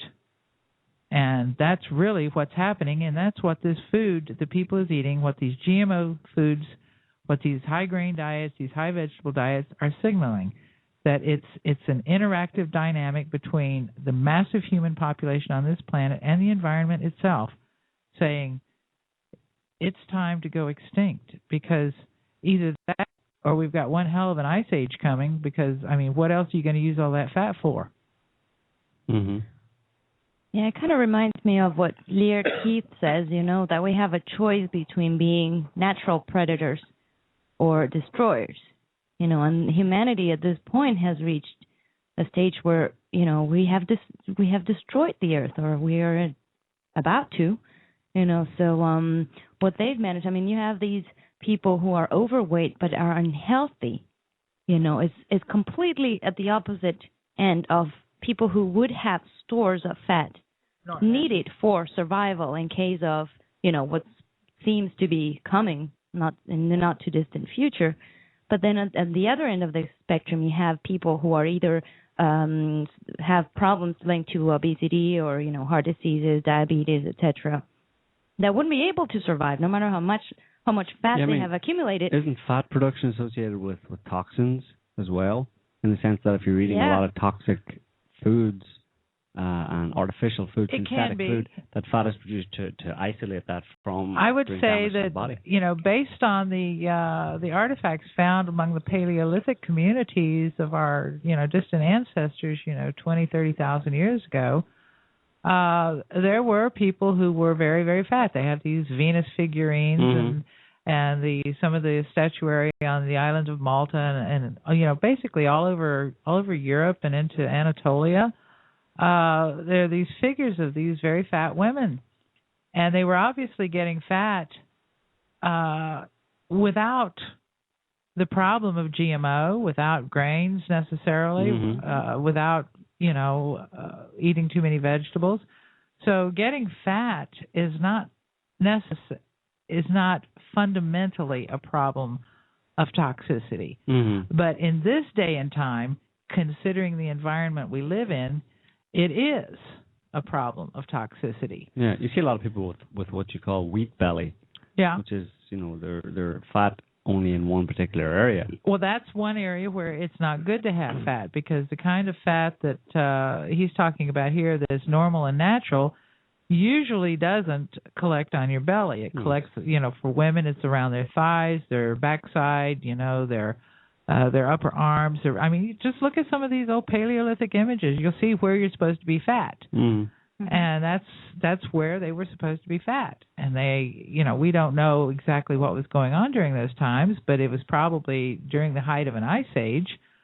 So clearly having some weight on you makes you much better able, if it's healthy weight. It can't be toxic weight, and it can't be caused from inflammation.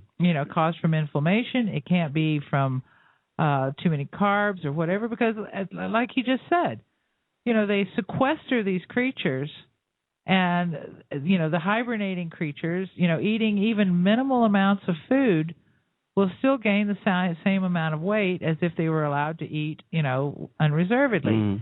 And the others, being sequestered after having their hormones removed, their sex hormones, by having their ovaries removed, they still gain the same. They became very lethargic because the body becomes extremely conservative and it wants to keep everything. So you stop.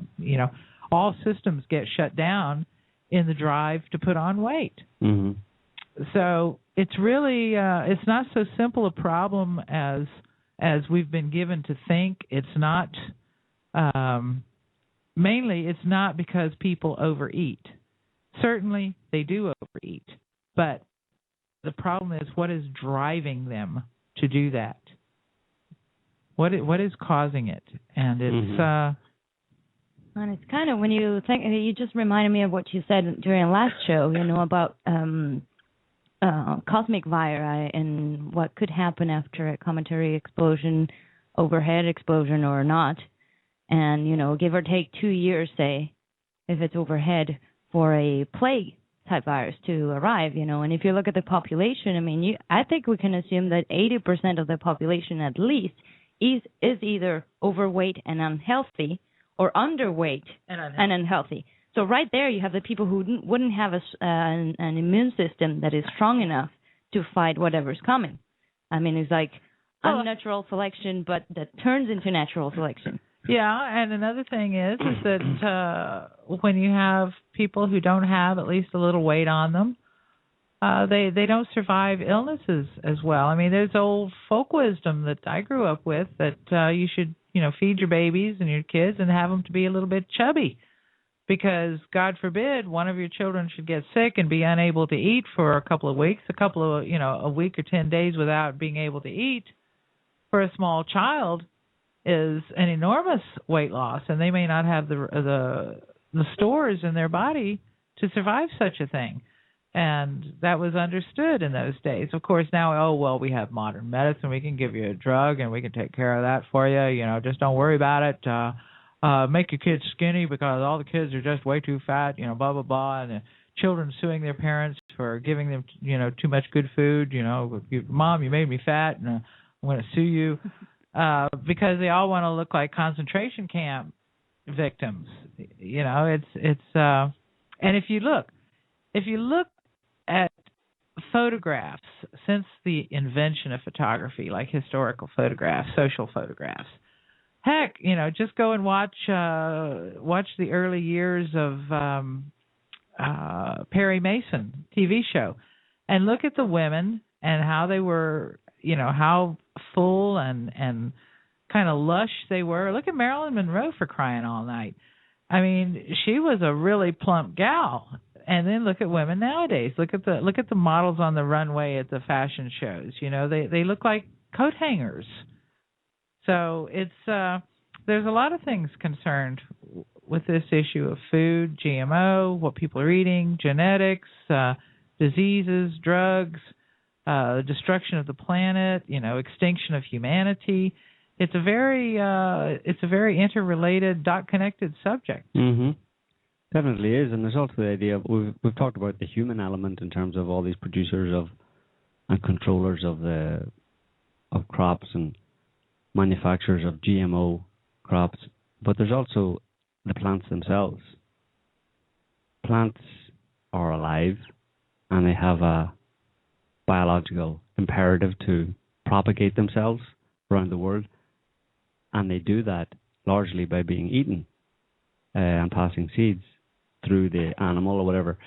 Some of them. Well, yeah, quite a lot of them. But some of the plants that human beings eat, they eat the seeds. They're eating the young of another species. Yeah. When you eat grains, you're eating the young of another species, and those grains have defense mechanisms. They're called lectins. Well, to maintain themselves intact, so that when they're passed, they will then propagate around the world. So someone eats a bushel of wheat in in the U.S. and gets in a plane and flies over to Europe. Wait a minute. You don't eat a bushel of wheat as intact seeds. It's ground up and destroyed. That's what I'm saying. Okay, yeah. But they have chemicals. They produce chemicals in their seeds that prevent other creatures from eating them by making them sick. Human beings are the only people who have found ways to overcome vegetable and plant lectins to continue to eat them when what they're getting is destroying their body. Well, here's another idea then. Maybe I'm fruits are usually the only ones. Yeah, but maybe I'm ascribing too much intelligence to I don't know, a plant that can poison you to keep you from eating its babies is pretty smart in my book. I'm still on the propagation thing here, in terms of plants are aware of what humans do, and that humans can spread the plants not through eating them, but around the world, so that plants have adapted to be very palatable, i.e. addictive to human beings, so that I think Lear Keith actually talks about this. Well, I think the ones that propagate that way are mainly fruits, and let's face it, the fruits that our ancestors had available to them were not nearly as sweet and addictive as the ones we have nowadays, though I was sure that they were nice and sweet and tasty. And if you took a bunch of blueberries or a bunch of apples or pears of the primitive variety that were probably so tart they'd turn your mouth inside out, put a little honey with it, and you're definitely going to be planting pear trees as you travel across country. Well, I think what Leo Keith says is that in the case of fruits, one of the beliefs is that, they adapted to spread the seeds out. But where do you dump the seeds today? Yeah. I mean, you're not planting a new tree. You're not respecting the apple tree because you ate an apple. You just dump it in the garbage. That's the whole, or most seeds go to waste. And in the case of the annual seeds, the annual crops, corn, soy, they actually adapted more to producing even more gluten, even more opioids. Exactly. Because that's what makes people addicted to them. Yeah, but why would they, from an adaptive point of view, what's the benefit of that? Well, the annuals get to reproduce, and the annuals are destroying the topsoil. No, but from the plant? But my question is... Destroy them to eat them. You grind them up and destroy them to eat them. Yeah, so from an adaptive point of view, the plant would have to understand the way humans propagate the plant, i.e. by spreading it around the world and feeding them. So they'd say, hang on, I know a corn seed, a corn plant would say, you know what, these humans need to really love me because I want them to spread me all around the world. And it would say, I'm going to make myself extra addictive and glutinous and sugary, and they'll just love me and plant me everywhere. So that's what I mean by ascribing too much intelligence to the plant. Yeah, that's going up a level in the ascribing of intelligence. It could happen. I'm not sure I can go there. I mean, they may become sentient and take over the world, and it'll be like the eggplant that ate Chicago. Well, there's but I mean, are they? Because they are needing more and more pesticides, more and more fertilizer. I mean, wasn't it forced by human beings that overproduction? How do we know that the gluten, the lectins, and we know the lectins are produced to prevent other creatures from eating them, but the opioids, the glutens, how do we know that there is not some other purpose for that other than addicting human beings so that they'll want to go and plant more corn or wheat or whatever? Well, what are they? What is it? Well, I don't know, but it's something that deserves a little research before we decide that plants have planned to addict human beings. I was just throwing it out there as a possibility. I wasn't saying it was true, Well, I mean, I'm not sure I like to think about, the fields that I pass by, when I go somewhere as sentient. looking at me with some kind of, conspiracy in their mind. On you, having designs on my activities. Well, the best fertilizer for the soil, that is for these plants, is bones, blood, and human beings. So if they wanted to kill us all faster to get more fertilizer, there you go. You have the intelligent brain. Right now there's a wheat plant and that a stalk of corn that in a field saying, just wait, just wait. Yeah. Where these people will be dead soon, and our master plan will be complete. It could be. But yeah, on the whole fat thing, saturated fat thing, I just want people to know that this was from 2010. 2 major studies conclude that saturated fat, i.e. animal fat, does not cause heart disease. Let's all say it together. Saturated fat does not cause heart disease. Despite the last 30 years of propaganda. And drumming that into everybody. This is from, according to the World Health Organization and WHO FAO report, there is no association between coronary heart disease and saturated fat. But there is a very strong correlation between coronary heart disease and carbohydrates. Yes. Because the heart burns fat for fuel. It needs fat. If you give it the fat directly, then it has quick and easy fuel. If you give it carbohydrates, which it then has to mess around and try to convert into some kind of fat to feed the heart, and if you don't have any good fats in your body, all you have is that plastic that comes from hydrogenated vegetable oils, you're screwed. You're going to have coronary artery disease. You're going to have atherosclerosis. You're probably going to die any minute now. Absolutely. And look at what they've done with the statins. I mean, that's supposed to keep you from having another heart attack and stuff. I mean, that drug is so toxic, and it's one of the one that gave the pharmaceuticals the highest profit. I don't know if it's the highest one or amongst the highest, but it's billions of profit. It's one of their staples that are killing people, and they're giving it to everybody. And for all their lives, you can't just stop it once you have it. I mean, it's criminal. Yeah. So again, you have the pharmaceuticals and the agro industry. And of course, they don't want anybody looking into natural foods or eating according to traditional ways or engaging in alternative therapies or any kind of herbal medicines or, anything of that kind, because that cuts into their profits. Because if people start feeling better and getting well, I mean, like here in France, they have a whole organization called Miviludes that goes out and searches out any group or any organization that promotes any kind of natural therapies, any kind of natural health.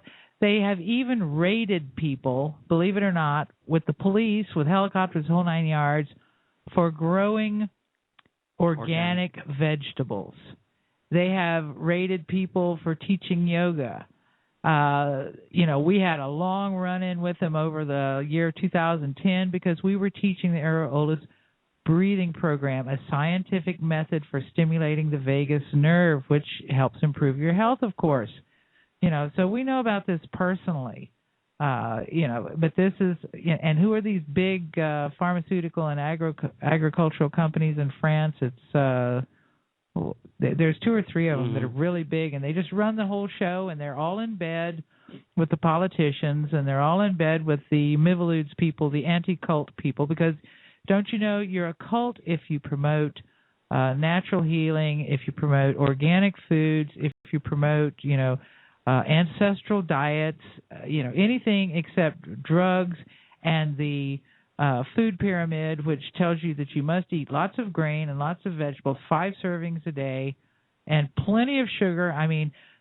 Considering they're so concerned about people's health, the number of commercials on television in this country that sell chocolate breakfast cereals or that sell these chocolate-covered Milky Bars for children, and it shows all these children sitting around just having these, fantastic dreams and incredible experiences because they have bitten into this chocolate-covered milky stuff.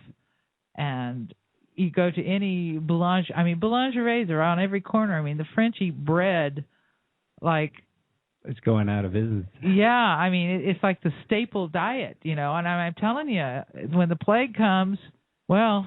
And it's not just in France, because the U.S. is going in that direction too with the whole cold deprogramming and the nutritional pyramid. When you look at 1992, when they passed that law where they said we're not going to differentiate anymore between GMOs and organic foods, that's the year when they started promoting. If you're online, you can check it out. The traditional pyramid, you have the grains at the bottom. Pretty much 80% of your diet should be grains, and then the animal fats are way at the top, tiny amounts. Nowadays, you should, if you haven't seen it, you should see the modern 2005 pyramid. It's just ridiculous. Not only do you have big sections for grains and vegetables, more than half the pyramid, but when it comes to vegetables, for example, you have canned beans in the pyramid. Then you have that's a vegetable. Yes, including the can. Then you have canned peaches. That's a fruit. Then you have some kind of hydrogenated oil from the look of it. It looks like almost transparent. And then you have canned tuna and peanut butter. That's in the nutrition. That is food for the American population. That's all you need. And most recently, this pyramid supposedly was too complicated. Now they call it My Dish, I think. My plate. Yeah, so you have like those because people don't know what a pyramid is. Yeah. And those little games you have for 4 years old where they have to put pieces together into a pie? Mm-hmm. Well, it looks like that, except you have half of it full of grains and the rest, a little bit of fat and stuff. And none of it would be something that our paleo ancestors ate. And nobody talks about hunter-gatherer diseases. Everybody talks about modern diseases.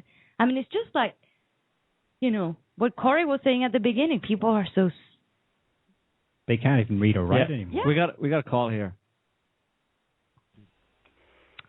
Hi, what's your name and where you calling from? Hi, this is Lynn from Canada. Hi, Lynn. It's another great show.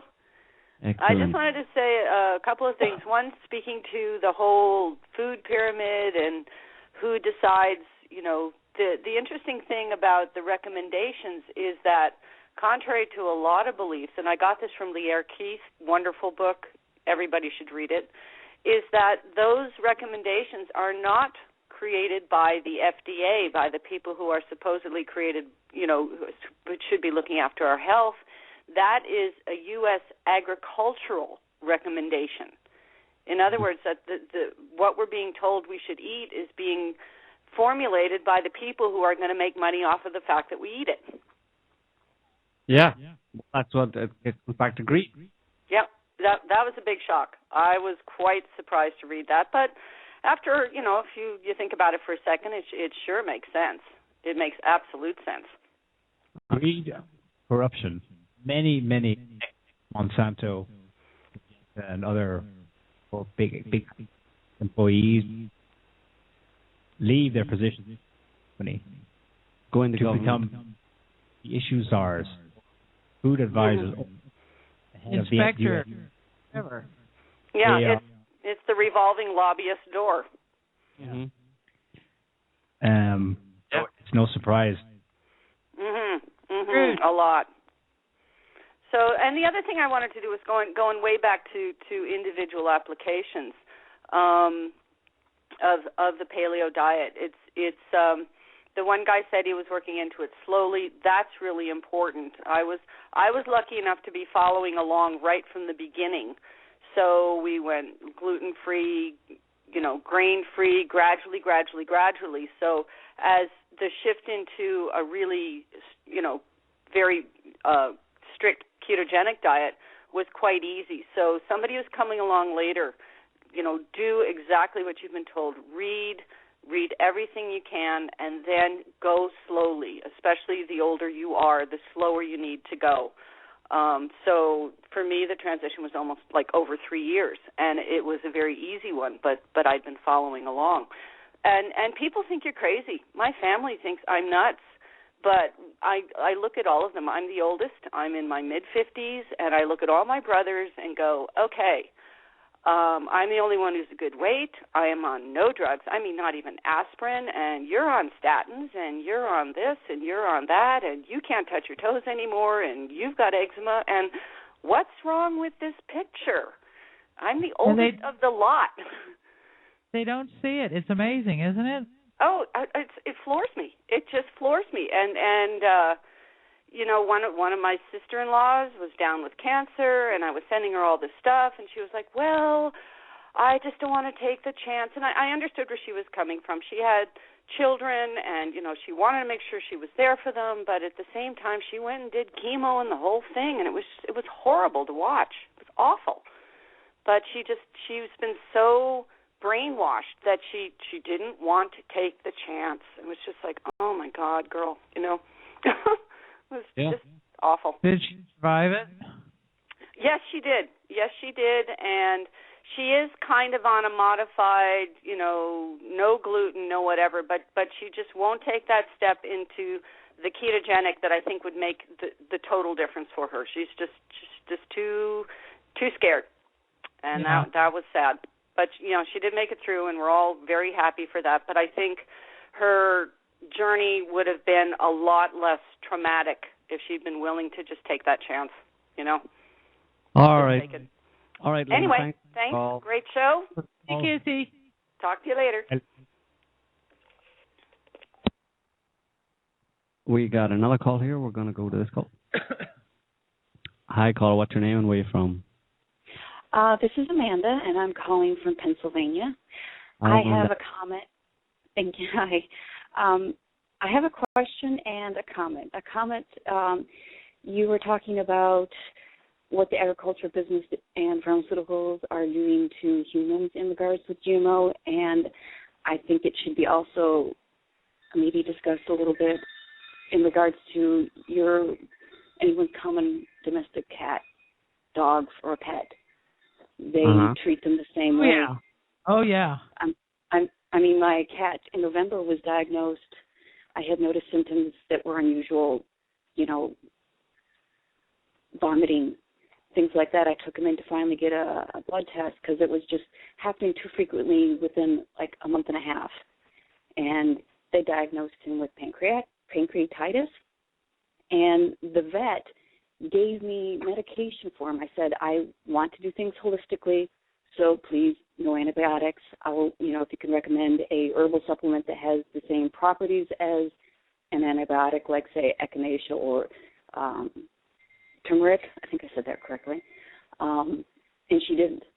She basically just gave me probiotics and it's a homeopathic iris versicolor for him. Mm-hmm. The iris did help some, but when I put the probiotics in with his food, which is grain-free, gluten-free, it's pretty much meat-based. I look on the ingredients to make sure that it's food-grade ingredients that a human can consume, and I also do put a little bit of raw meat in there, and he wouldn't touch it with the probiotics. Let me tell you the story about my dog Sebastian. Back in 2007, he got a tick on him that gave him a condition called ehrlichiosis. And he was very sick, and he nearly died. And, it's a long story about, sorting out what it was that was wrong with him and finding out how to keep him alive, which basically amounted to giving him massive doses of doxycycline. And he was so down that when we would have to grind it up, and put some sardines in the blender, turn sardines into liquid mush, put the pill in with the sardines, put it in a plastic syringe, and squirt it down his throat just to get it down him. And then we would have to pick him up and move him around 2 or 3 times because the medicine would burn a hole in his stomach, so he had to move him so that it didn't just hit one spot and stay there. Well, he recovered. And then we learned that dogs that have had this condition usually don't live longer than 2 years. They generally get leukemia and die within a 2-year period or earlier. And Sebastian, of course, after he recovered from this condition, he was really down. He had arthritis. His legs were messed up. I mean, it was almost like like a human who gets polio who can't walk anymore properly. And we, of course, we were a little upset about this, to say the least. And he started, and we felt sorry for him all the time, and he always wanted to eat. So we were, of course, feeding him, and he had these nice croquettes that we buy from a special supply company that are supposed to be really high protein, blah, blah, blah. And he just got really, really fat until he started looking like a walrus. So with his walking problem and all his other issues, he waddled around, and he couldn't get up. He could hardly get up and down. He didn't want to play, didn't want to chase the ball anymore, didn't want to do anything. And then when we all went paleo, we decided that the critters were going to go paleo too. And we put them on raw meat. And I'm telling you what, Sebastian, and he's been on this raw meat for, what, 1.5 years now? Or more, yeah. Yeah, maybe 2 years. He's 11 years old this year, and he's like a young dog now. I mean, he gets up, he plays, he goes around, he does, he's just really remarkable. The raw meat diet for a dog or a cat or, animals should eat what they're designed to eat. And what we've done is we've not only destroyed our own health eating grains, we've destroyed the health of our pets. Yeah, I would agree with that. When he was on this, I tried this probiotic. This she said parsley too would be good for him. And I would put that, in his food. It wouldn't touch it. Yep.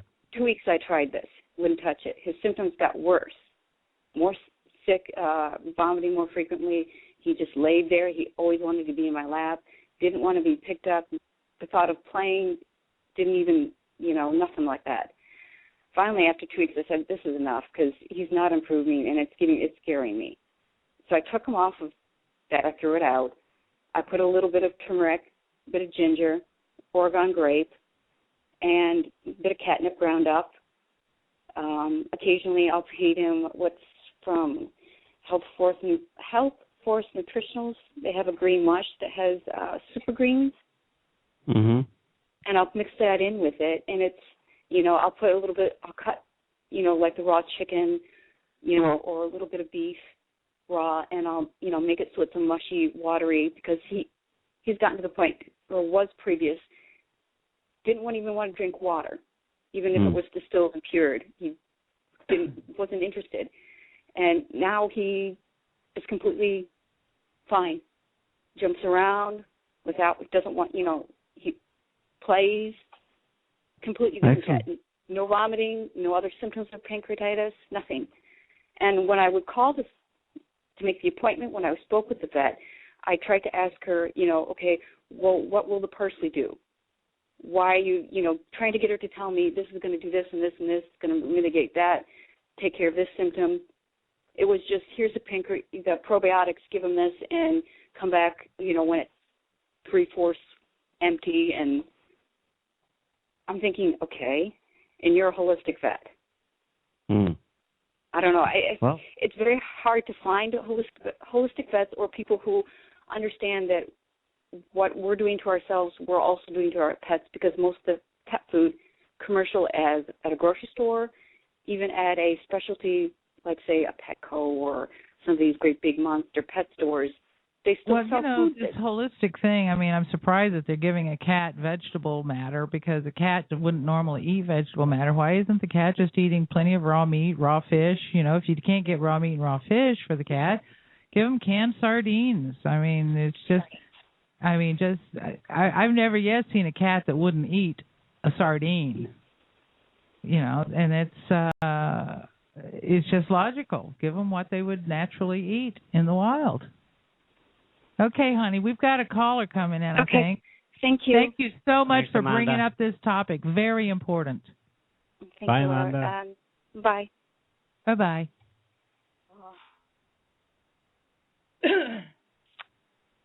Okay, we have another caller, I think, on the line. Hi, what's your name and where are you calling from? Hello? Hello.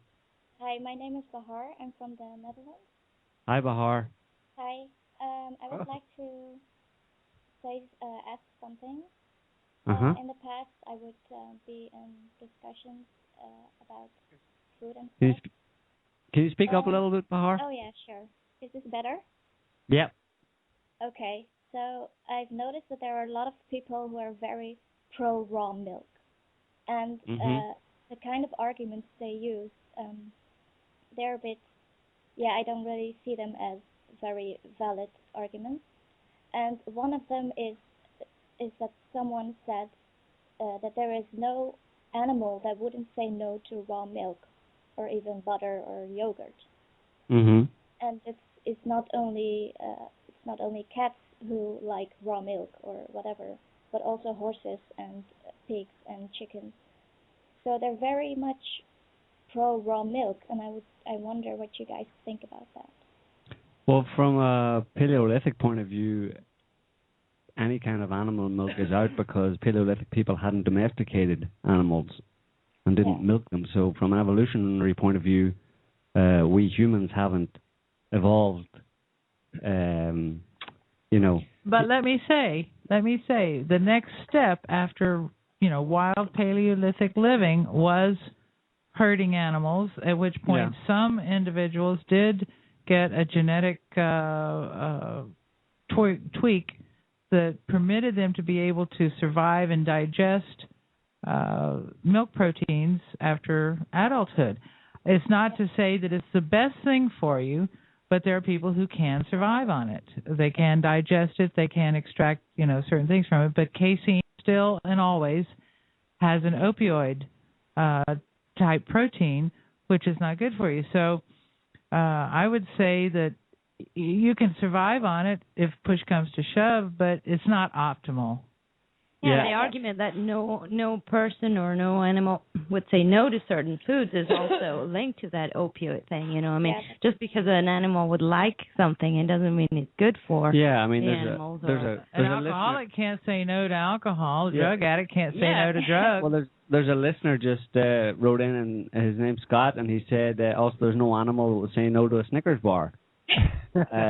Dogs will eat anything you give them, even if it kills them. Yeah.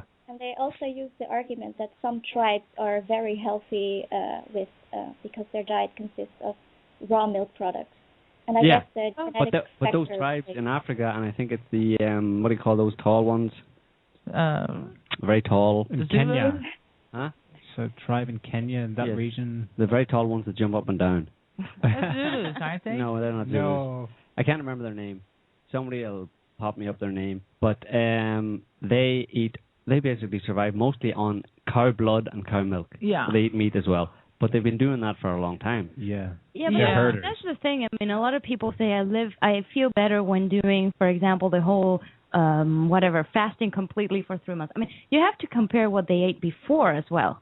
I mean, maybe they survive okay on milk and something else, but before they had a whole history of eating processed foods and grains and stuff. I mean, this tribe survives on raw milk and blood, and they're really, really tall. Well, look, and they jump up and down. So maybe that's an effect.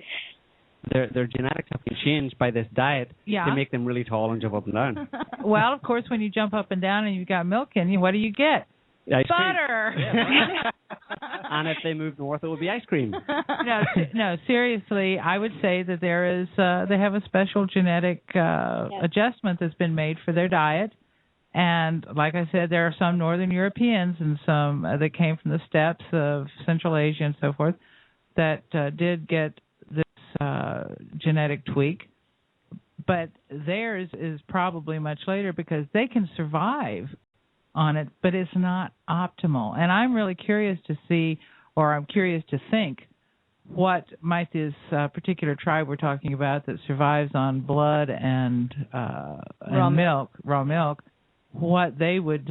how they would grow and develop if they were eating just strictly paleo. You know, I mean, they may have been using this genetic alteration for so long that it would be very difficult to change. Yes, exactly. That would be interesting to look into, I guess. All right, Bahar. Okay. Well, thank you very much. And You're thank you for the show. Okay. Bye-bye. Bye. Bye. So just getting back to my point earlier on there about we were talking about plants being sentient, the wild speculation about plants being sentient and trying to kill us all. I'm just a listener called in with a quote from the book called Botany of Desire talks about how appealing substance of plants influence people to propagate the plant. Right? The author Pollen says that the author Pollen says that somebody just sent me this. Sorry about this. Pollen presents a case that Pollen presents a case studies that mirror 4 types of human desires that are reflected in the way that we selectively grow, breed, and genetically engineer our plants. So it's a human thing. It's not necessarily. Our wild speculation has been proven wrong there. It's mainly due to the way that humans propagate the plants. So although Grimm said that maybe they're trying to protect us. From based on our speculation, Monsanto's trying to protect us from the carnivorous plants that are trying to kill us all. You mean the eggplant that eggs Chicago? Yeah. Well, could be. Monsanto is certainly trying to protect us from itself. Recently, it announced it's going to start putting gene-altering drugs inside its crops. In other words, they're going to alter our genes with their food so that we can survive on them. They're already doing that, yeah. They're going to put the drugs that we need. People, I hope whoever's listening to this really, really wakes up, because I would like for everybody to feel good, to be able to think clearly, to rejuvenate, to get your health back, to get rid of your pain, get rid of your conditions, whatever they are, and have people come together and do some things, because we're really screwed on this planet if we don't do something fairly quickly. Yeah, and maybe our final caller will have something to say on that topic. Hi, what's your name and where are you calling from? This is Joel from Sweden. Hi, Joel. Hi, Joel. Hey, Joel. What was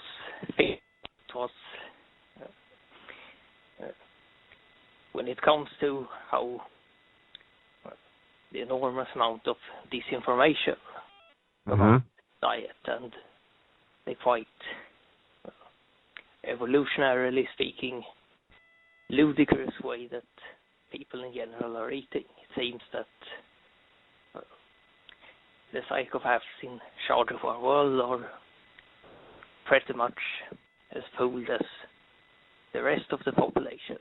There was an example some time ago on the forum where someone posted an article where Bill Clinton had converted to vegetarianism as an example. Yeah. So yeah. About it, kind of. Still my heart. Bill Clinton, a vegetarian. Oh, that's just wonderful. Wait. Go for it, Billy boy. Clinton recently announced he's gone vegetarian. A few years ago, yeah. Excellent. Yes. Now, if all the rest of them would only go vegetarian. Yeah. Couldn't happen to a nicer guy. Yeah, that's a good point. You know, it's a good point because I mean, people talk in terms of a conspiracy and stuff, but you see these people who should be in a position to know if this stuff is bad for you, they're going ahead and indulging in it. You know? Look at Dick Cheney sucking down that aspartame-laden sodas and getting heart transplants, or Steve Jobs, of course. Yeah, look at Steve Jobs. He was vegan. Yeah, I mean, it's not a conspiracy, I don't think. I think it's just freaking greed. Yeah. So thank you, Joel. Yep. Have you got another comment? Question?